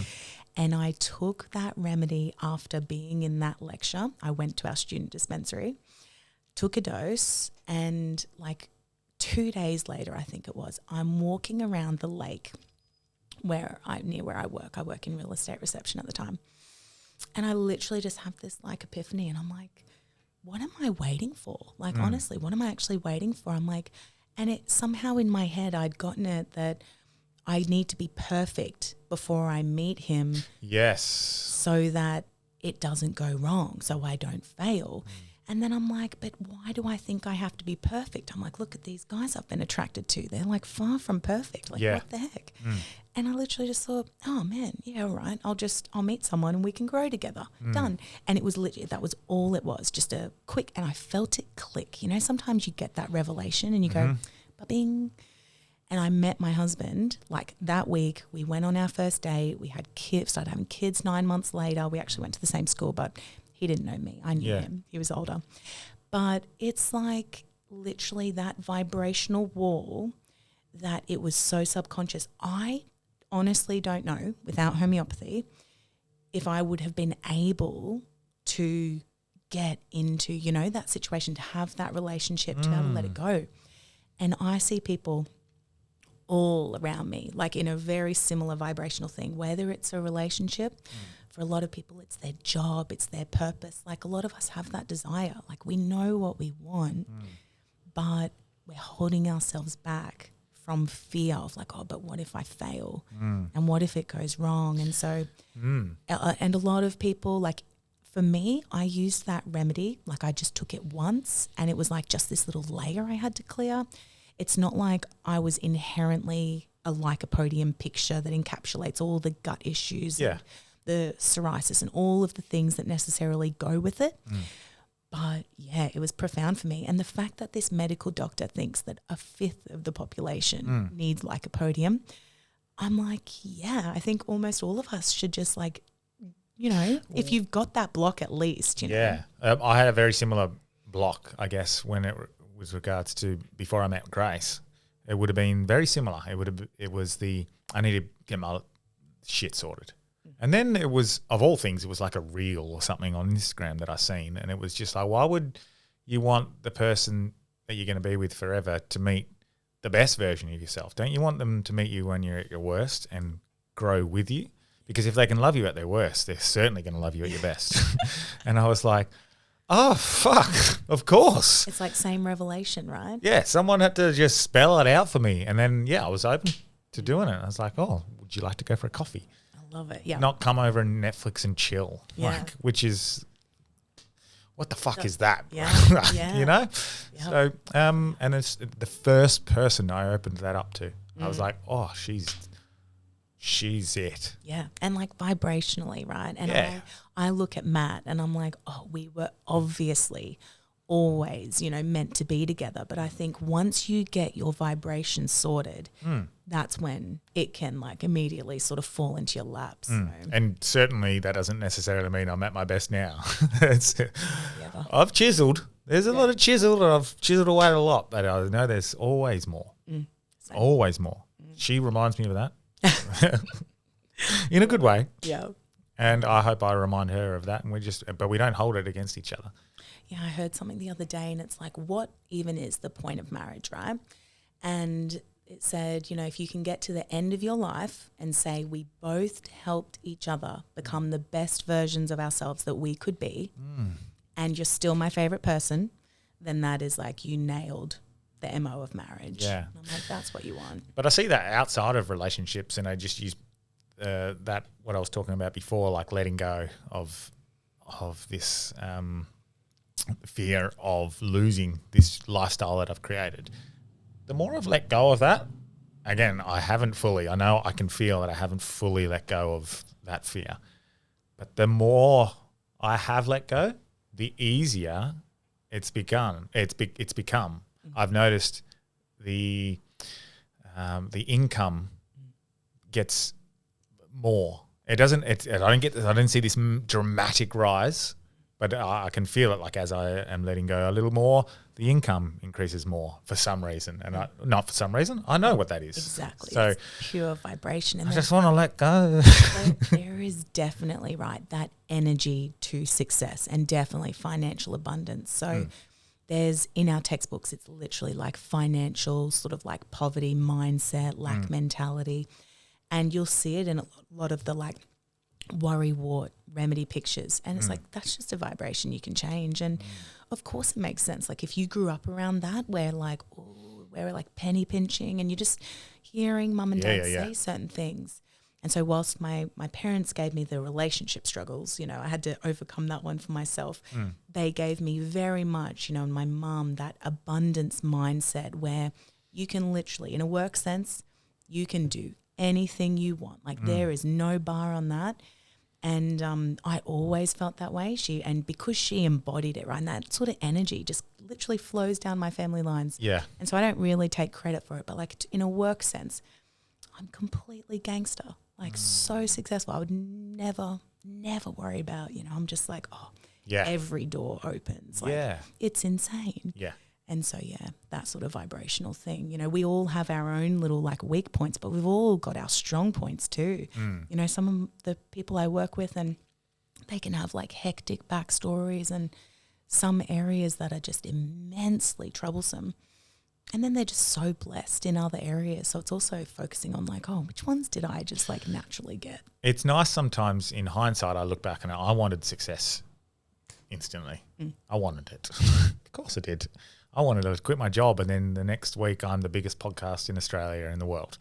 And look, it is one of the biggest podcasts in Australia now, but it's taken 8 years to get there. And I'm actually I'm very happy it's taken a lot longer. Now, that's in hindsight, because I can see all the mistakes I made. And I said this in a reel the other day. I made all my mistakes, and I'm still making mistakes. I'm not perfect, but I made a lot of my bigger mistakes in front of a much smaller audience, less influence, and at least now this platform can be used for generally a better perspective on things, not outrage baiting, and not hopefully for people's personal growth, providing solutions, asking the right questions. But I most certainly would have fallen into the trap that a lot of people in this sort of political commentary space that I see at the moment are falling into, which is that rage baiting. They're falling into the same category as what the mainstream media was. The very thing they hated the most, they're becoming it in front of a huge audience, and therefore also influencing a huge audience and putting them in the same sort of vibration. So I am, in hindsight, a lot happier that it's taken that time. But it didn't mean I didn't want it instantly. And I don't know whether that's by design, whether it was meant to happen that way. I feel the same even in, teaching and our school. And I think to myself, you know, the knocks that you get in the beginning, right, that build your resilience. It's like the email from like some crazy person like across the world. It's like, you're doing it wrong. And like in the beginning, I'm like, because I'm like such a get on with everyone person. So to have like even one person disagree with like me or like what I'm doing, I'm like, oh my gosh, I'm so offended. I'm rattled all day. And now, you know, you really do build your armor, and I think it's earned. Like for you at this level, like what you can hold and like your resilience, it's like, I think we don't get like the level of success per se, maybe that, you know, our mind might say, oh, that's success, right? But it's in that journey and that growth and that building of your character that you look back, and it's always in hindsight, like you said, but you go, oh, thank God. Yeah.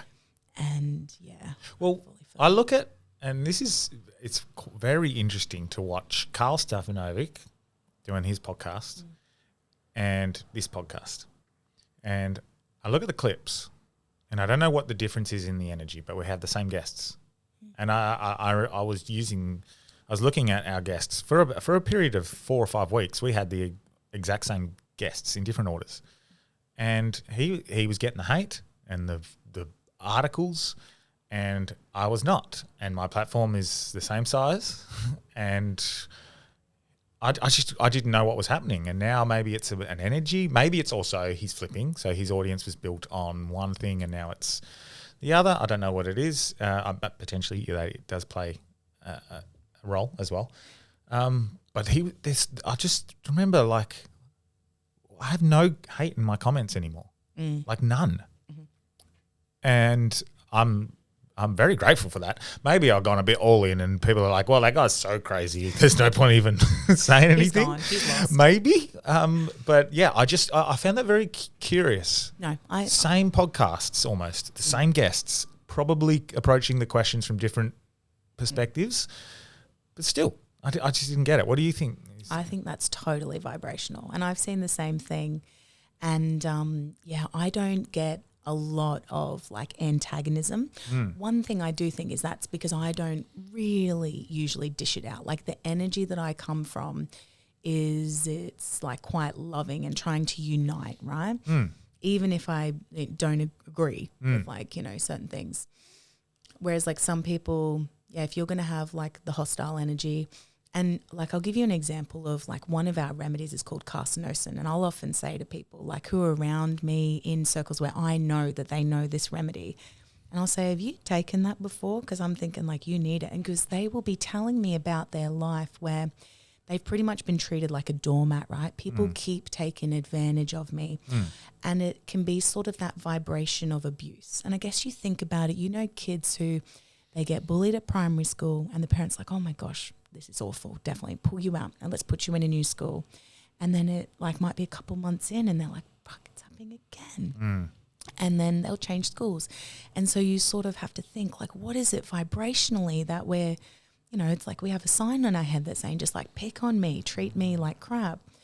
And you will find often like there is an entry point for that sort of energy, and it can be a perceived even rejection from like the parents, right? If dad's working away and won't spend time. Yeah. And so then that energy is like taken on and the kid feels like rejected and really sensitive to it. And then we, you know, can attract that same thing. And I guess in a way you can look at it as sort of Peter in our course, he would call it like it's the universe's way of trying to help you actually overcome, that it keeps bringing the same circumstance.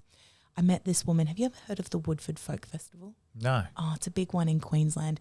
And it's sort of like all your alternatives like in Australia, like calm and it's really down to earth, and it was always really wholesome. Not so sure now, but but we always had a homeopathic tent there. And I was talking to a woman and she was telling me how, she got into her first marriage and you know, it took a couple of months before like the physical abuse started and she had no idea. And like, you know, she was so ashamed and she hid it for a long time from her family. And then eventually she got free of that, and then she stayed single for a really long time. And then she got married again to this guy who was so nice. And then it started again. And she's sort of like, you know, I just can't believe that like I was that unlucky twice. And we were just talking, I was like, oh yeah. And like, what about like your earlier life? Like, or is there anywhere where maybe you could see any correlation, like vibrationally?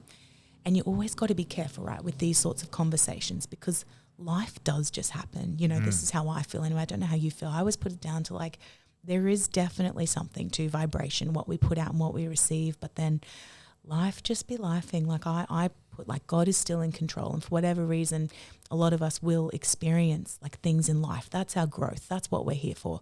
It's not meant to be cruisy for any of us, and none of it, you know, is a vibrational punishment, but just as a homeopath, you will literally see these patterns. And when you see the pattern of abuse, and that, you know, say same woman would be more susceptible to being the woman who tells me I had the most horrific C-section. The doctor was so awful and they feel so violated, and they get this treatment where when they tell it to me, and I think to myself, how could this have possibly happened in a hospital? Like, I just can't believe it. And yet and it can be true, right? It's just vibrationally, it's just come. Yeah.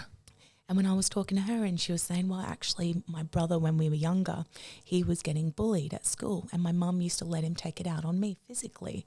And so, you know, you can sort of see like she at that getting like bullied by her brother that intensely, that could have distorted the vibration.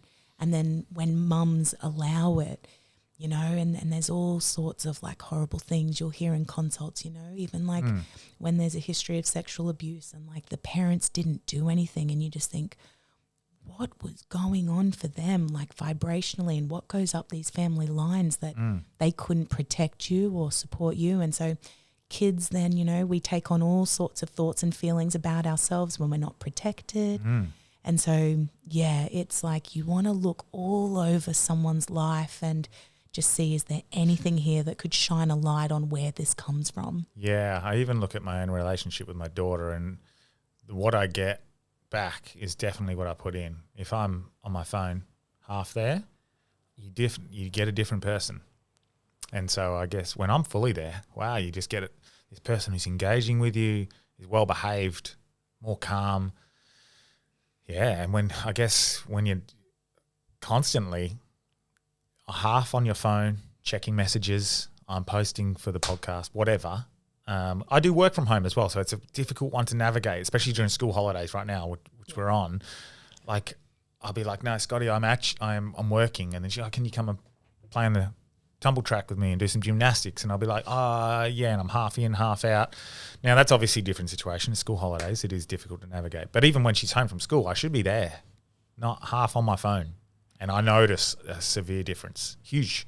And that's subconsciously, I guess, her taking in her surroundings, going, he's not there. Yeah. Maybe reaching out for more attention creates emotional destabilized regulations, all those sorts of things. And, yeah, I know it's there. And I guess millions of other parents around Australia and the world would have the same issues, but probably don't even know they're doing it. Yeah, totally. And I think as a homeopath, because I've listened to so many people's stories, and like even when grown men will tell me like, you know, and dad didn't like show up at this game, and like the things that we hold on to, it's amazing how much like a lot of us really, we are just like little hurt children, you know, and we really hold it. And so I really feel you on that jog around. I got 3 boys, and yeah, I'm like, okay, I'm going to do my absolute best. And then I've got homeopathy to also help heal you for the things that like your dad and I didn't, you know, nail so well. But you got to have grace, because like nothing probably more stressful for a kid than a parent who actually is trying to be absolutely perfect. And then when you realize you can't be, right, and the bar is just impossibly high, then they just implode, and, you know, we can't get out of bed for months because it's like, I tried. All right. So I want to go down like the solution-based stuff. I do need a wee. Oh, yeah, go for So it. we'll pause Yep. and then we'll come back. Sweet. It's such a big thing. And I'm interested as to this rise in ADHD and autism and whatnot, what effect some of the frequency is having, I guess, on that. But homeopathy, what can it help with these sorts of things? Is this generational? What are you thinking? What are your thoughts? So I think there are a few things that flow into it. We can definitely see the generational inheritance. So that's one factor for everybody, right? What have you received? And you can see, like with some neurodivergent people, like their parents are clearly neurodivergent. And so some of the some of the things you might see might be that are interesting, you know, things like left-handedness and even dyslexia. Yeah, my daughter is left-handed. Yeah. And so they often have brilliant minds, but they work differently. And so you can see some of, you know, that inheritance. Then you've also got, sometimes there can be a toxic layer. So in regards to why the rise, we, in our bodies, right, in our environment, like it's multifaceted, the ways in which toxins are finding their ways into our bodies. And, you know, scientists are looking at our fertility rates, you know, the declining quality of sperm and number of sperm. Like as a species, we are in genuine trouble if this continues on the trajectory that we are currently on. Given that Australia and our government seems to, I mean, I've seen the news like articles, you know, it's on Sunrise, and they're saying, scientists say, you know, within however many decades, like not many, sperm counts are set to reach 0. They'll literally report that. And yet we will put through toxic herbicides that are banned in other countries. Like you've got so much in our supermarkets that should be illegal, and it's becoming increasingly difficult, right, for people to buy like pure organic food. It's insane to me that you have to pay extra for poison-free food. Like organic food should be the base. There's just no reason in Australia is not a land shortage. Like, we can do it all organically. It's people for profit and greed taking shortcuts. So you've got that. For some people, you know, there can be through pharmaceuticals, medical interventions. Parents will say, you know, they might say after this round of antibiotics. And when you look at it, right, you can wipe out the whole gut flora, and our gut speaks to our brain. So if we cause immense inflammation in the gut, you know, what do we expect? How's the brain going to operate then? You're talking with diet, like eat sugar and the foods we're eating with whatever chemicals are in them. And Yeah. And so you've got all of that. Then you've got the mental and emotional trauma. Now, there's definitely a link between what parents suppress sometimes and what can manifest in kids. So there's this epic homeopath in Victoria, Sarah Valentini, and she'll often work with the whole family because all of our energy and all of our fields are so interwoven. And you can find, you know, that when you're giving the child the remedy and then they've got these big feelings and emotions or maybe physical symptoms coming up, it's not uncommon for the mum to also be going through something similar. And so it's like those threads that sort of bind like us and our kids. And that's why when I'm talking even to a dad, I had a dad once and I was giving him this remedy and it was causing like a lot of, you know, emotions, you know, things to come up. He's like, it's making me profoundly uncomfortable. I really would rather not take that one. He's like, I'll take the other one, but that one's really rough. And I said, that one is around all the generational inheritance. And, you know, one thing is, and absolutely, you know, your choice if you don't want to take it, but sometimes when things aren't resolved, you know, they can pass on the generations. And I think when parents realize that, like, wow, I can really do the work on myself and have a tangible vibrational difference for my children who are already born. Yeah. It's amazing to like see that sort of thing happen. But with autism as well, one of the first books that my university ever made me read for my diploma in homeopathy was this book called Impossible Cure by Amy Lansky. Now she's got her PhD. She was a researcher, she's a scientist, and was previously employed by NASA. And she believed that her son may have had a vaccine injury. And so he was fully diagnosed ASD. And so like parents do, you know, often they're just like, I'm not going to give up. I'm going to find anything that can support my kid, whether it's a supplement, like what's the best diet. Like a lot of these parents are the most like across all the health things you've ever seen. And she saw in a Facebook chat group, you know, try homeopathy. And she's like, well, what is this? And then she started researching and she said, well, what the heck? I'll just go to my local homeopath. Now she's in the US. And she goes to this classical homeopath who prescribes the remedy carcinosin. And there's aspects of carcinosin. You can see it sometimes in the family lines where you might have really hardworking, high-achieving parents, like that kind of energy. Sometimes there can be a bit of a like can't stop, won't stop kind of like pathological drive.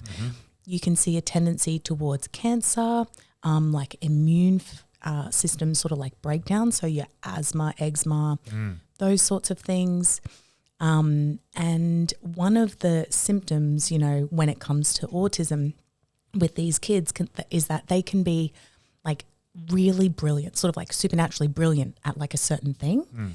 And you'll hear that, you know, about like some autistic kids. And so that's why for her son, that's the remedy that he was prescribed. And so she did this experiment with her husband because she wanted to figure out, you know, could this possibly be just a placebo, you know, of our mind because we're believing it's going to work. Yeah. So then she would say to her husband, and she documents the whole process, like with her son Max, and it's the most beautiful story. And she also weaves in, I think, one of the best, you know, histories and explanations of homeopathy that exist. It's a brilliant first book if anybody wants to read more about it. What's it called, did you say? Impossible Cure. Okay. And yeah, but long story short, you know, the husband, he could say to her on the day that the son took it, because whenever they would start a new bottle, there was an obvious little aggravation, like the frequency was slightly different. And so she wouldn't tell the husband when that time was coming, and she wanted to ask him, like, tell me when you can see the change in like the frequency that we're giving. And he could pick it every time. Wow. And she thought, oh my gosh, this is not in our head. So he lost his diagnosis and, just did everything like, no longer autistic. Yeah. And so when you look at what is homeopathy capable of, you've got Dr. Isaac Golden. He's in Victoria. Now, he did his thesis at Swinburne University on homeoprophylaxis. That's, prevention of infectious disease with homeopathy. So when we go way back to the origins of homeopathy, there used to be epidemics of the day that would sweep through, right? You're talking Spanish flu, scarlet fever, cholera. When you look at the homeopathic hospitals, so we used to have homeopathic hospitals like around Australia, but across the US, they had like a significant number. They had over 100 homeopathic hospitals around the early 1900s, which people these days, and when I first started researching homeopathy, like after I'd had that experience and I'm like, okay, this works. I don't quite understand how, but then I start researching the history. So you find out J.D. Rockefeller had his own private homeopaths. The Queen of England had her own private homeopaths. They have for 6 generations been treated by homeopathic physicians. She won't travel without a homeopathic first aid kit. And you're like, what? Why is this medicine, which our government wants to tell us doesn't even work, why is that the medicine of choice for the richest people in the world? Truly, right? Yeah. And so at that point, homeopathy is taught in over 22 medical schools across the US. So, Boston University, like mainstream, University of Michigan, Minnesota, Iowa, like full taught alongside medicine. Rockefeller, has petrochemical drugs coming up and his position changed a bit. So in the beginning, he's famously quoted, homeopathy is a progressive and aggressive step in medicine, he says. But then, the Flexner report and some different, maybe political interests, financial interests, and sort of a lot of funding, would not be given to any school that would continue to teach homeopathy. But what I always found like hilarious to me is that in 1855, so you've got the AIH, that's the homeopathic, like sort of their medical association. Now, they formed that in 1844 before the AMA. So the AMA, I would say, formed in response to this growing like popularity and gathering of the homeopaths. AMA? Then the AMA, yep. What AMA is? Is the American Medical Association. Yeah. So like they're now still even really mainstream. But when you look back, the first medical association ever formed was actually homeopathic. And then in 1855, they made it a rule that you could lose your medical license if you fraternize. So they called it like a consultation clause, like if you consult with a homeopath. So if you're a doctor and you talk to a homeopath about your case, we can revoke your medical license. So they really did not want any fraternization of these two like medical systems. And what would the argument be? That they were suggesting that that's a dangerous thing to do, that's why they're banning it? It's interesting because when you actually read what they said, like how they got away with it at the time, was that they said, we cannot like work with people who only subscribe to like one dogma, like one, which is interesting because they're quite exclusive with what they'll allow now, right? Yeah. And so they got away with it in all of the states, right? They were able, and they literally, like you had some husbands who were medical doctors, wives who were homeopaths, and that became a serious issue for them. Wow. But you see how it would happen because any medical doctor who truly saw firsthand powerful homeopathic treatment, they would have their eyes opened to a whole new way of healing. There's no way they would be comfortable with the prescribing of drugs that we do now if they understood the spiritual roots of disease. Like you would realize, hey, we've got it a bit backwards here. And I think a lot of the world is starting to realize that now. Like, hey, we've approached this wrong. We can't drug ourselves to wellness. Like the pharmaceuticals they have their place for sure, Yeah. right? We love it. My husband nearly chopped his finger off, and we took him to the local public hospital. He reckons he had like the best weekend. He's like, I didn't even get out of bed. The nurses were so nice. They wheeled me around. They brought me like food in bed. Like, couldn't believe it. You know, you think, praise God, Australia is just one of the most phenomenal places to be born, right? You're so blessed. Yes. And we get that for free. And But two things can be true.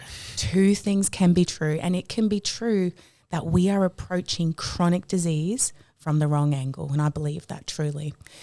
And yeah, so they got away with that law, except in Massachusetts, because there were so many members of like their upper, you know, society, those upper echelons who were such big fans of homeopathy. They said, no way, not here. So then they allowed those in that state only to continue to work with homeopaths, but eventually they ended up ruling it out. So that's sort of the history, like, and the tension of it. So yeah, then you've got Dr. Isaac Golden, who works out of Victoria. And, you know, you can do a lot of detoxing of different medical interventions. And so some children who have the symptoms of autism, and I think it's good to look at like a lot of these things, like the neurological things, the complex pediatric cases, and you can see sometimes that there is an inflammation like aspect to it. And when the brain is inflamed, you can see these tendencies like OCD rituals, looping, lining things up, all of the things that like we would associate with autism. And so there is an aspect of like, yeah, we want to, heal the whole child. Get those good detox pathways. I definitely think there can be familial aspects that come down family lines. I don't think there's like anything wrong with like, you know, the like diagnosis, like these labels, like everyone is different.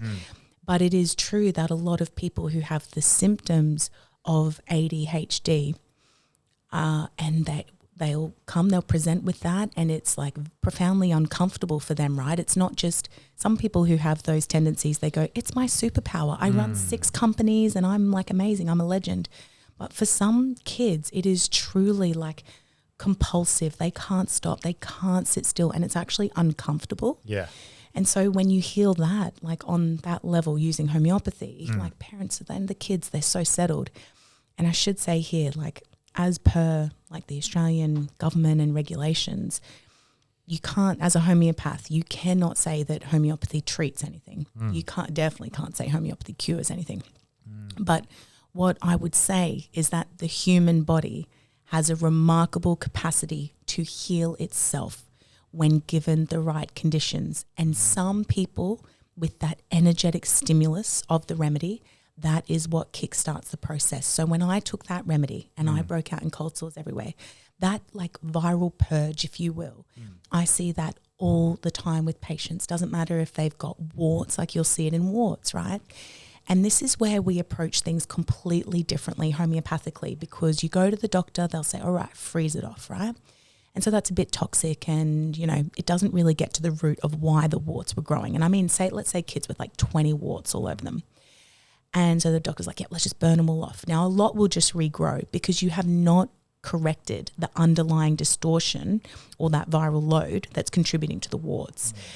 And then you might go to like the naturopath or go to somebody like Holistic Still who gives you a salve, right? And it's a natural version, but ultimately it's still approaching it from that sort of symptom suppression kind of way, you know, whereas the homeopath would give you the remedy where in our books we see that HPV, the warts, the tendency all there, and they take these drops under the tongue and all of the warts can turn black at once and fall off. Now that is healing from within. That is recalibrating your field. So it's a completely different paradigm. You've got allopathy, which often, you know, you go to the hospital, if you've rolled your ankle, let's say, you're probably not going to go to the hospital for a rolled ankle, but let's say you go to the doctor and they'll say, I'll give you these anti-inflammatories and this pain relief. But the reality is the inflammation is the healing response. The pain stops you from walking on it and causing more damage. So they're going to give you something to stifle the inflammation and the pain will go, and possibly we might have lingering issues after, we might not. But that's just a basic example of how that would operate. Whereas when you go to the homeopath, we are trying to give you a remedy that will stimulate from, internally and your healing capacity to then send more healing factors, and you get through it a lot quicker. There was, the Maha, obviously American movement. Yeah. They sent out an email recently, and I was reading it, and it was about the redacted homeopathic studies in medical journals, and how even sometimes 5 years after they've been published, they've had, 60,000 downloads, you can have enough medical doctors, generally medical doctors, who will rally and say, we want this pulled, and it will get pulled. And they had a list of these homeopathic studies, some of them published by well-known oncologists. These people are trustworthy. These people, they have seen both sides of medicine, if you will.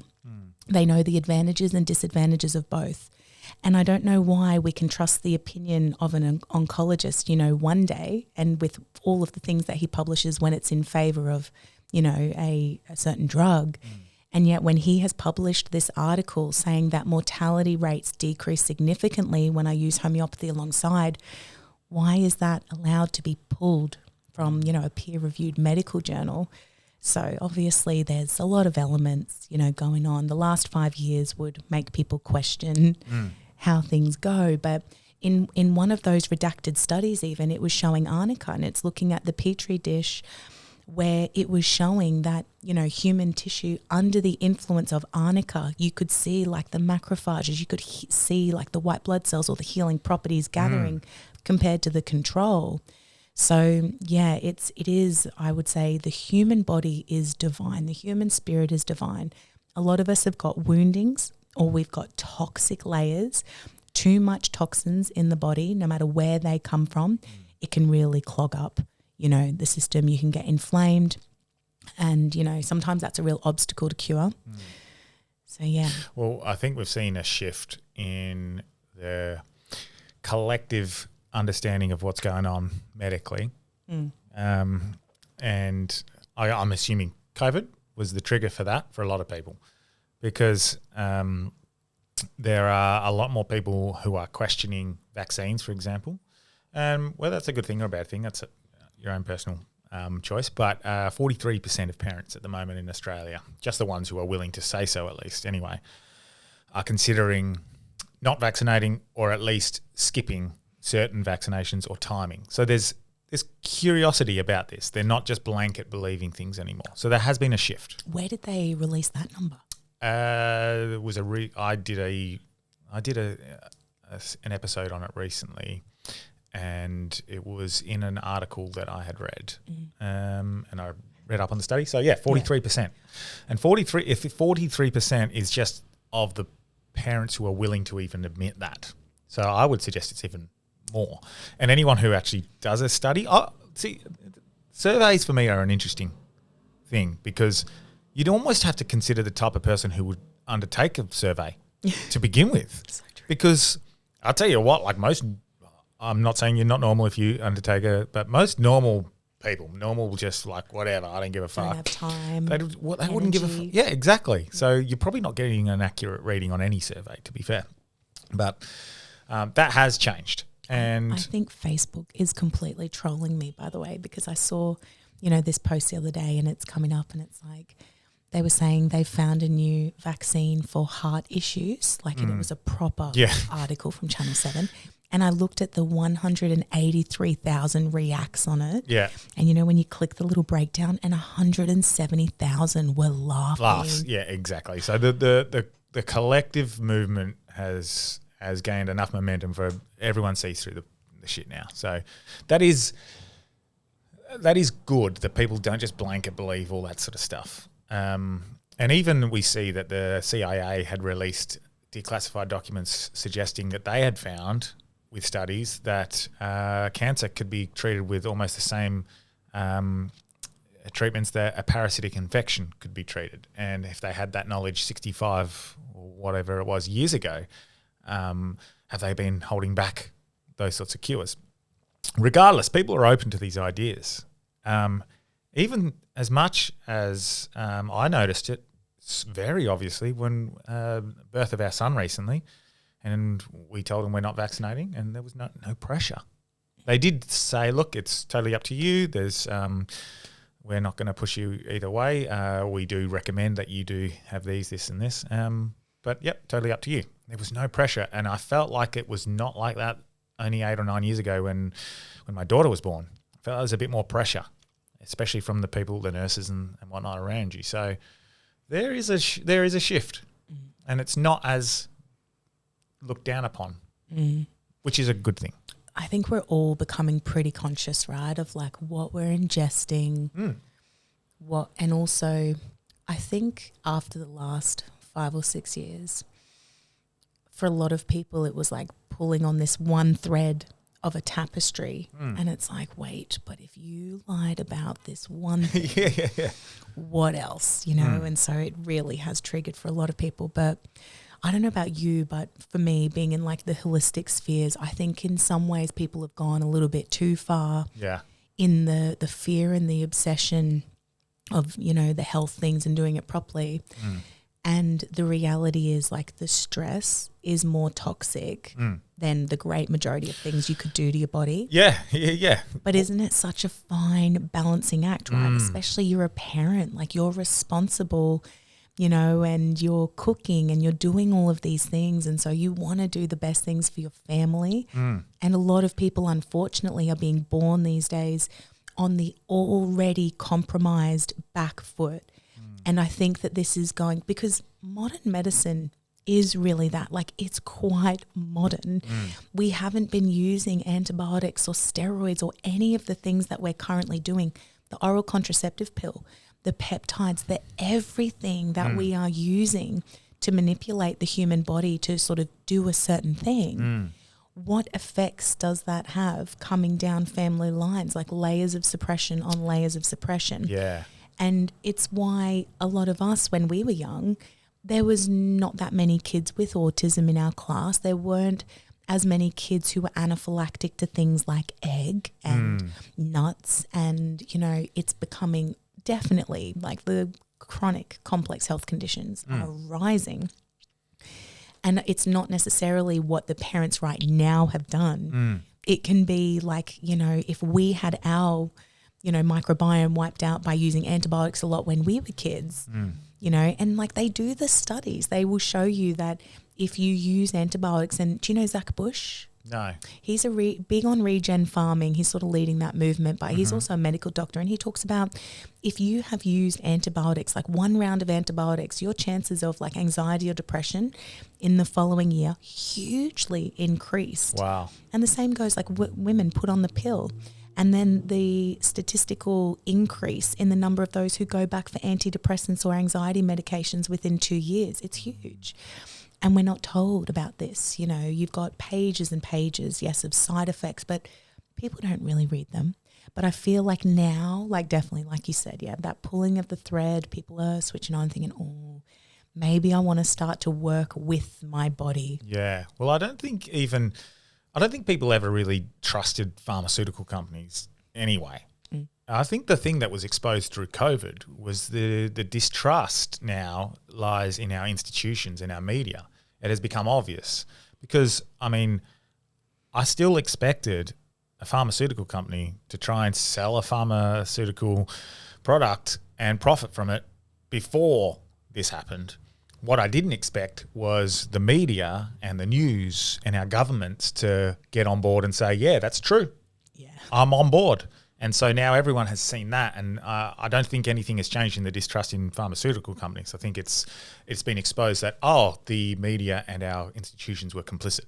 And I think that's probably the biggest shift that I've seen myself in regards to everyone's sort of conceptions around that. But also what would you expect from a pharmaceutical company?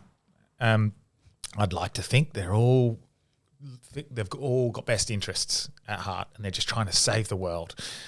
But what are you going to do if you find a product that's pretty good and can make you a shitload of money and a few people are going to get hurt? Well, look, that's just part of the problem. Like I guess that's what they would do. It's the same when I look at things like the gas tax stuff. and I know completely unrelated, but I look at that and people get angry at the gas companies and they say, well, what they should be paying tax. And I'm like, yeah, cool, of course. If I was ExxonMobil and I didn't have to pay those billions of dollars in tax, I wouldn't do it either.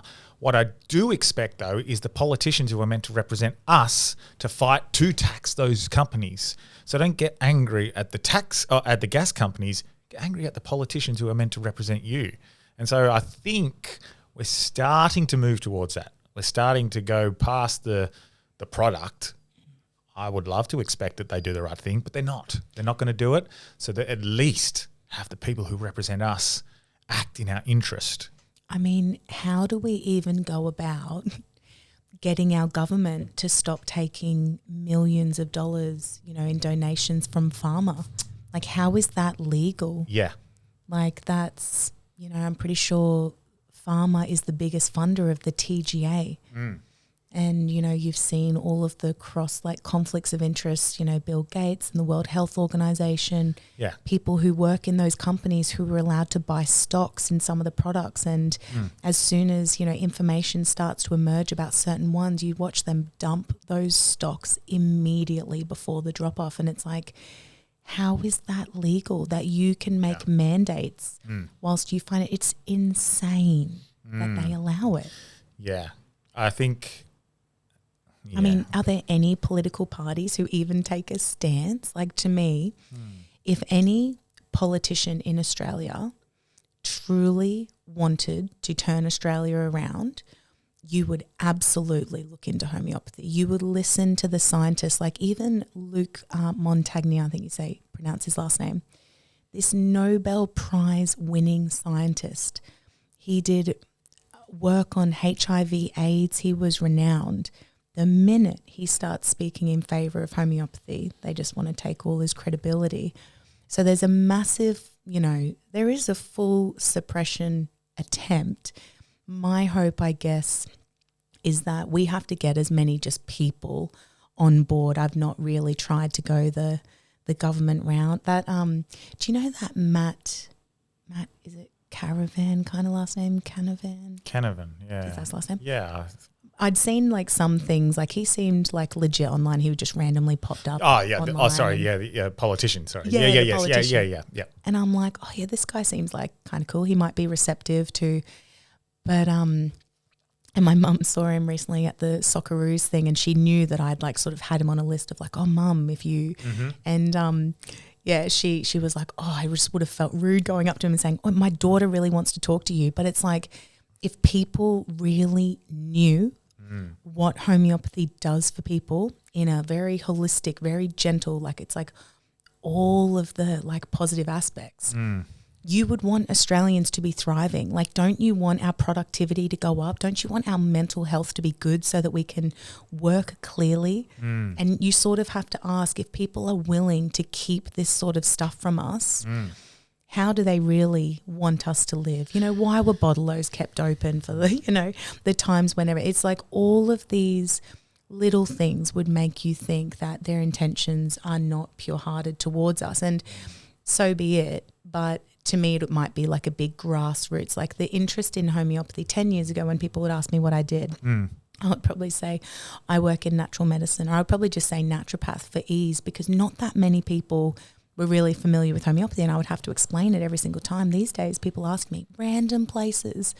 I say homeopathy, they say, oh, wow, I love homeopathy. So it's hugely, but I just think with shifting Australia around, I reckon it's going to be grassroots people who just sort of demand, and we sort of got to build our own systems. And if they're not going to acknowledge us, well, that's fine. We still are going to help everyone that we're meant to help, right?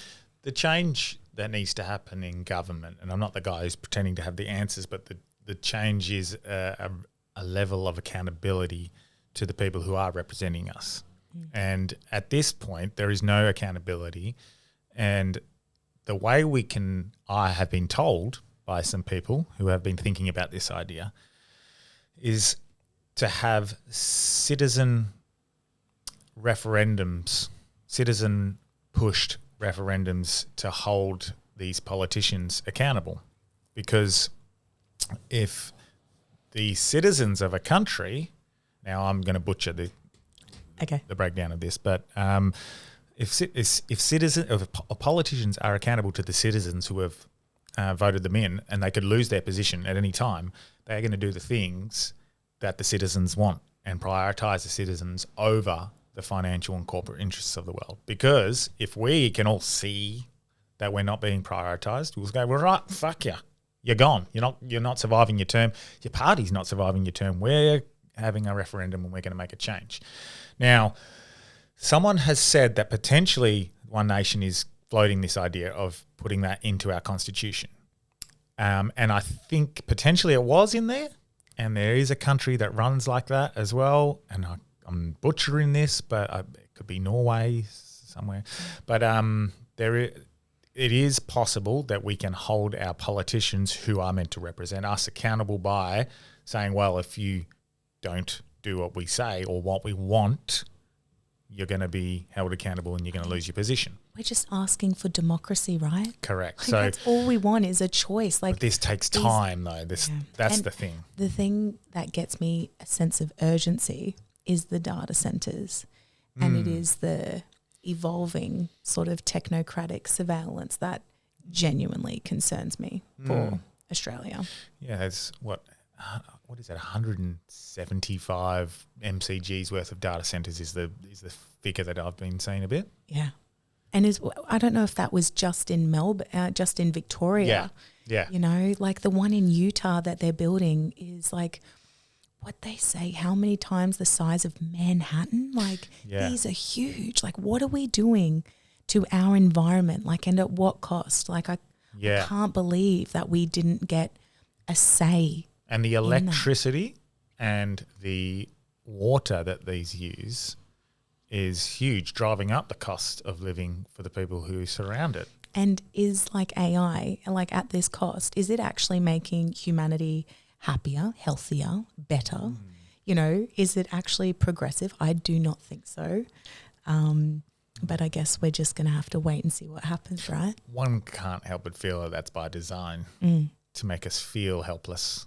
To me, the ultimate antidote to this whole situation is for as many of us as possible to start acting as human as possible.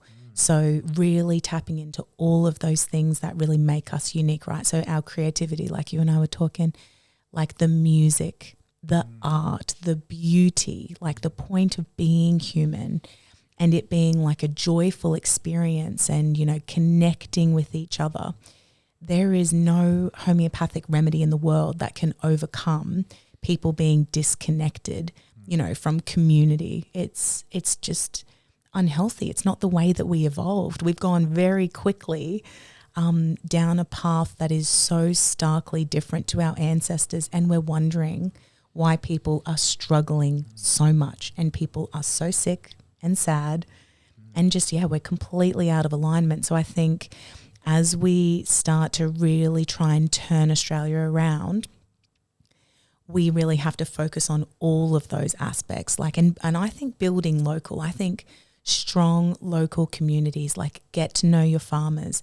Oh, this is what I was going to say to you before, is what Alex Zek has done in his app is like linking up all of the local farms that are doing it right? Regen, not spraying with crap. Yeah. And then all of the good restaurants, like we had in Noosa, there was a restaurant using pate that was like lab-grown meat, like lab-grown ingredients. And when everyone found out, then it was just like boycott central. They immediately took it off, the menu. Yeah. And I think people, we need that power back, but we need knowledge and we need to start to organize ourselves like in these systems that build for a better humanity.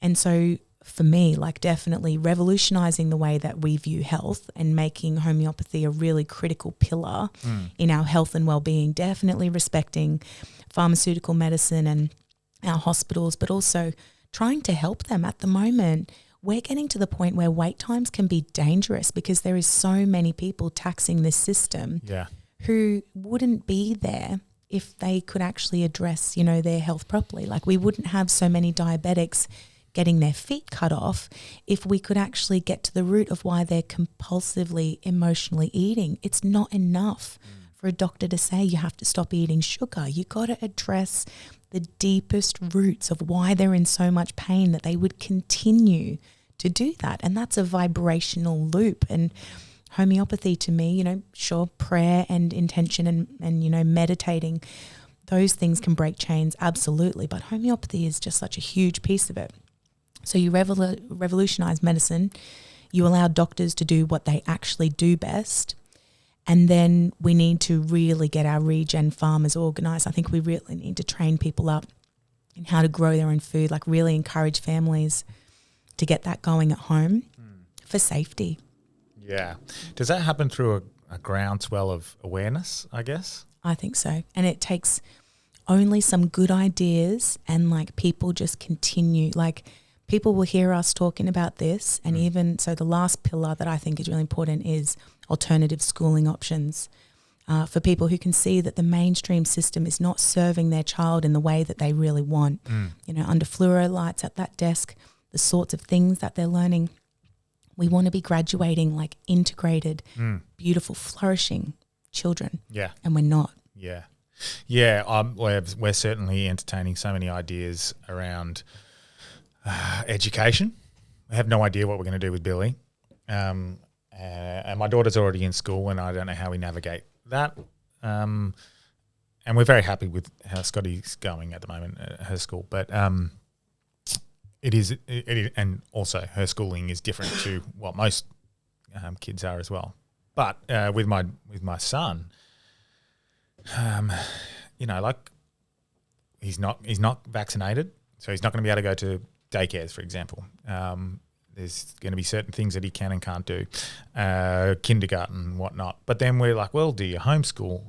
We want the social side of things for our child and building those sorts of relationships.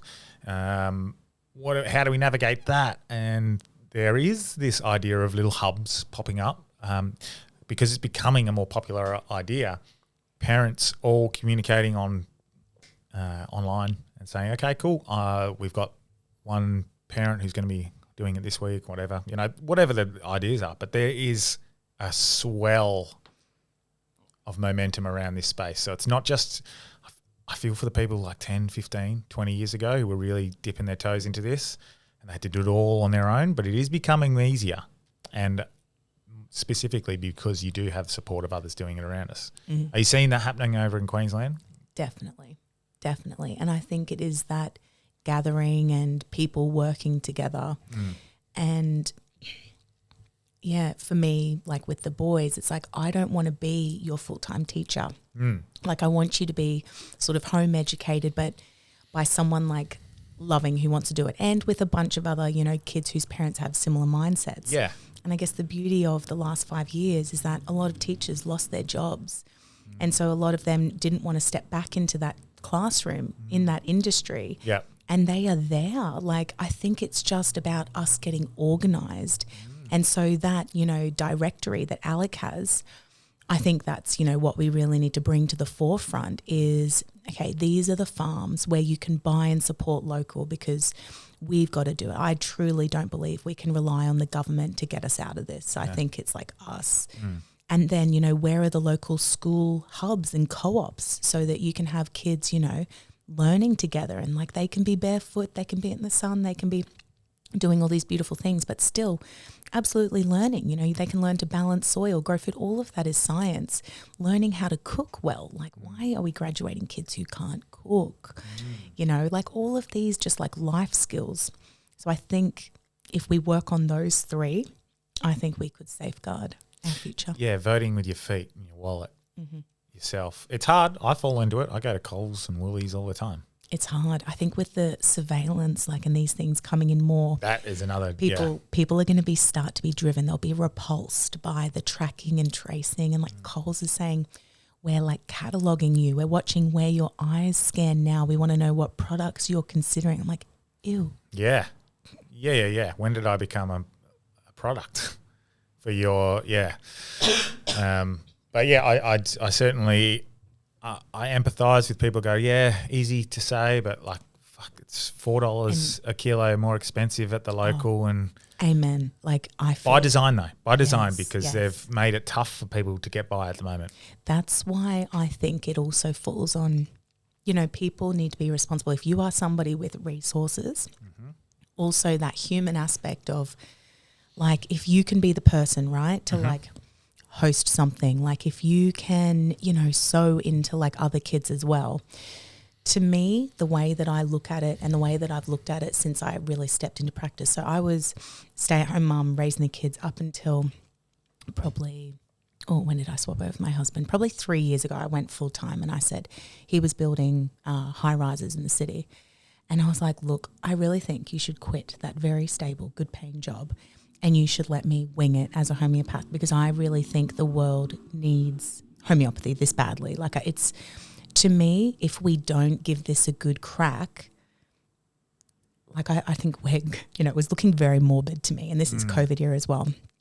And, in Australia when you have like a bushfire or something, right, or a flood, and you just see the community come together in the most like Australian way. It's like everyone, that's our real essence and that's our real energy. As Aussies, but also as humans. Do you know what I mean? And it's like that leveling effect.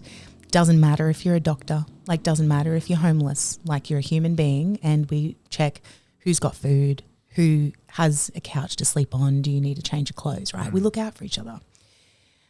But for what I see with the way that the world's headed, I feel like we're already in that grand leveling event. I feel like it's like pull together now and start to help each other pull out of this.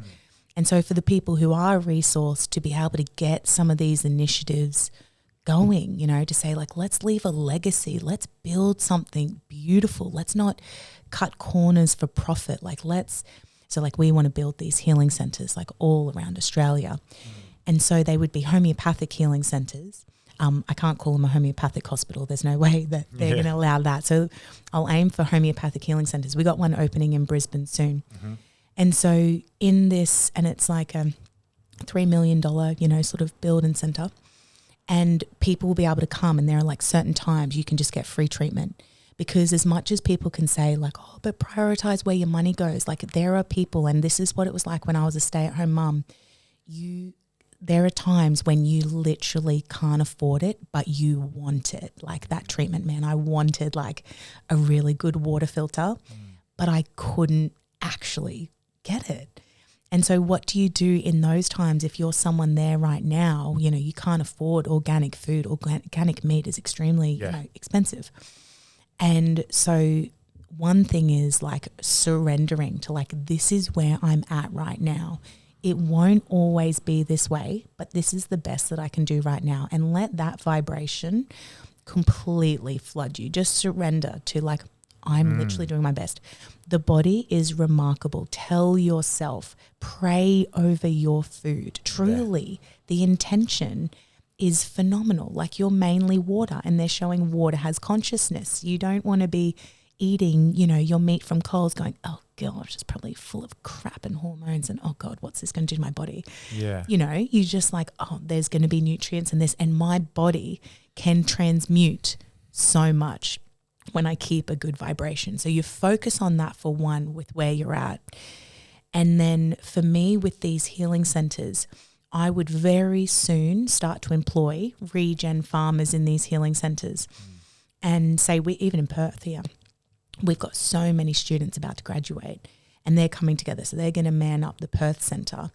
And because, homeopathy, and we are really well resourced, our company is really well resourced because we do major like education. And so, we are trying to really Robin Hood all of that money that used to go towards pharma or education in other areas to now like raise up people who can really heal. And so then when we hire these regen farmers and they can act almost like, to me, it's going to be like the pool guy, right? The pool guy comes over, he checks how the pool is, chlorine, maybe gives it a bit of a clean. All right, it's all balanced. Cool. I'll see you in like a couple of months. What if we could actually have them coming around and helping us, because my husband and I, we don't have time to learn Yeah. how to farm from scratch. My gosh, we've like done a few little things and we're pretty rubbish. But if someone could come over who's like focused in that, you know, and we all have our own lane. If we just stay in it, like I'm a homeopath, like I can heal people and I love helping my community. Yeah. And so if we can start to get at least that part going, and then the same goes with the schooling, right? And if we can just have these brick and mortar hubs where people can go, they can find their people, they can get that connection, that's where I think we could turn society around pretty quickly. Like when we put our heads together and you think we are the 99%, we do want a wholesome, safe future for our kids. And so I've never really tried to compete with the other system. I just want to build systems that are so good that they become largely obsolete. Yeah. Yeah, that's the way to do it. And that comes through awareness, doing the circuit, Amen. doing these sorts of things. But then also the word of mouth. It worked for me. Yeah. It worked for so many other people. So yeah, I'll be a test subject. I'm quite happy to do one. Do you do them online? How can people reach out to you or anyone else? So for me, other than probably seeing you, I don't consult anymore unless I'm filming it for the academy to show people what I do. So I'll take cases of like endometriosis or depression or something, and students will be able to piggyback and sort of learn from that. But there are homeopaths. We've got a directory on our website, but we've got some of the most phenomenal students. So in the last 2 years, I've overseen, and they've done 17,000 cases collectively because they all have to do 30 each. And there's 570 of them from around the world about to graduate. So I have seen what they are capable of. I see what people come with and I see what people leave, with what is resolved. And we will have a directory with all of them added, but probably come like November. Yeah. So that's where you want to find. And I think like trying to go local is powerful, right? If shit hits the fan, I don't want for me, I was like the homeopathic people in Bosnia, Lebanon, the Middle East, America, New Zealand. But like I'm no good to you really from over here, for a long-term thing anyway. I just think strong local communities. Like I want to know whole families. Like I want it to be almost like, the family physician where it's like I know you and I know the kids and you can like really build that relationship and like have them grow. I think like you want to have that kind of relationship. So, and if people just Google, right, there are so many amazing homeopaths out there. They've been doing their good work for decades, largely unnoticed in their private little clinics that in the past, like a lot of homeopaths, they've really ducked and weaved, like because we have been what would you say, persecuted in the past. Yeah.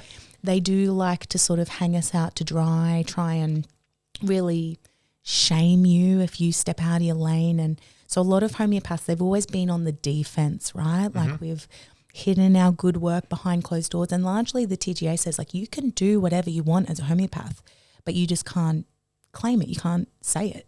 You can't tell people that. But we don't actually care what you do.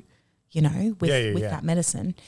And I feel like now, though, you're seeing like homeopathy come back swinging. Yeah. Like on the offense because it's this critical, I've found that in any case that the defending of anything is where you fall into traps, whereas you just state it. This is what it is. Yeah. And then you're not on the back foot, you're not defending anything, you just... It's more of a power move, I think. Yeah, I think so, yeah. Take it or leave it, but this is here if and when you want it. And, once people have had that personal experience, it's just like you don't go back. I don't know. I know a lot of medical doctors who became homeopaths. I don't think I know any where it goes the other way. It's been a wonderful chat. I don't know how long we've gone because we had that little break, but anything else you want to plug before we finish up? Oh, we do have a free course. If anybody listened to this and they're like, damn, I want to know a bit more, we've got a free course. So I'll send you the links, but it's called Welcome to the Revolution. And it's a 6-module course. Each one's about 2 hours, maybe a little bit over. But we teach you all about homeopathic first aid. So we would say every home should have a homeopathic first aid kit. So you've got yours here. Yeah. So you can play with that. But like really, and that's like managing your acutes, like your simple things that kids go through, fevers, colic, teething, ear infections, and the goal is you just want to minimize, external intervention as much as possible. It's just a first line of defense, right, that you can do at home. And that comes with a reference booklet. So I teach through the 30 common remedies to use at home and how to use it. But then we've got Dr. Isaac Golden talking about homeoprophylaxis and vaccine detox. And you've got Sarah Valentini, who does the complex kids, so autism, ADHD, PANS, Then you've got the men's remedies, right? So lycopodium, like I was talking to you about, Nux Vom, the impatient, like overachiever, competitive, and so when people are learning about these different remedies, like women, it's a lot more women do these courses than men, and they're just like, oh my gosh, that is my husband. And then we do the common women's remedies, and then we do those generational inheritance, the miasms. So we cover the 5 dominant ones of those. Yeah. And so it's just like, it's completely free, but it's amazing education for people to see what it is actually capable of, because the world will not tell you. Unfortunately, you do need to sort of seek it for yourself. That sounds up a lot of people's alley, I think, for this podcast. But mate, thanks so much for coming on. Thank you. For flying over as well. And I'll put any links in the show notes and whatnot. But yeah, appreciate your time. Legend. And Thank you. Thanks for the episode. Thank you.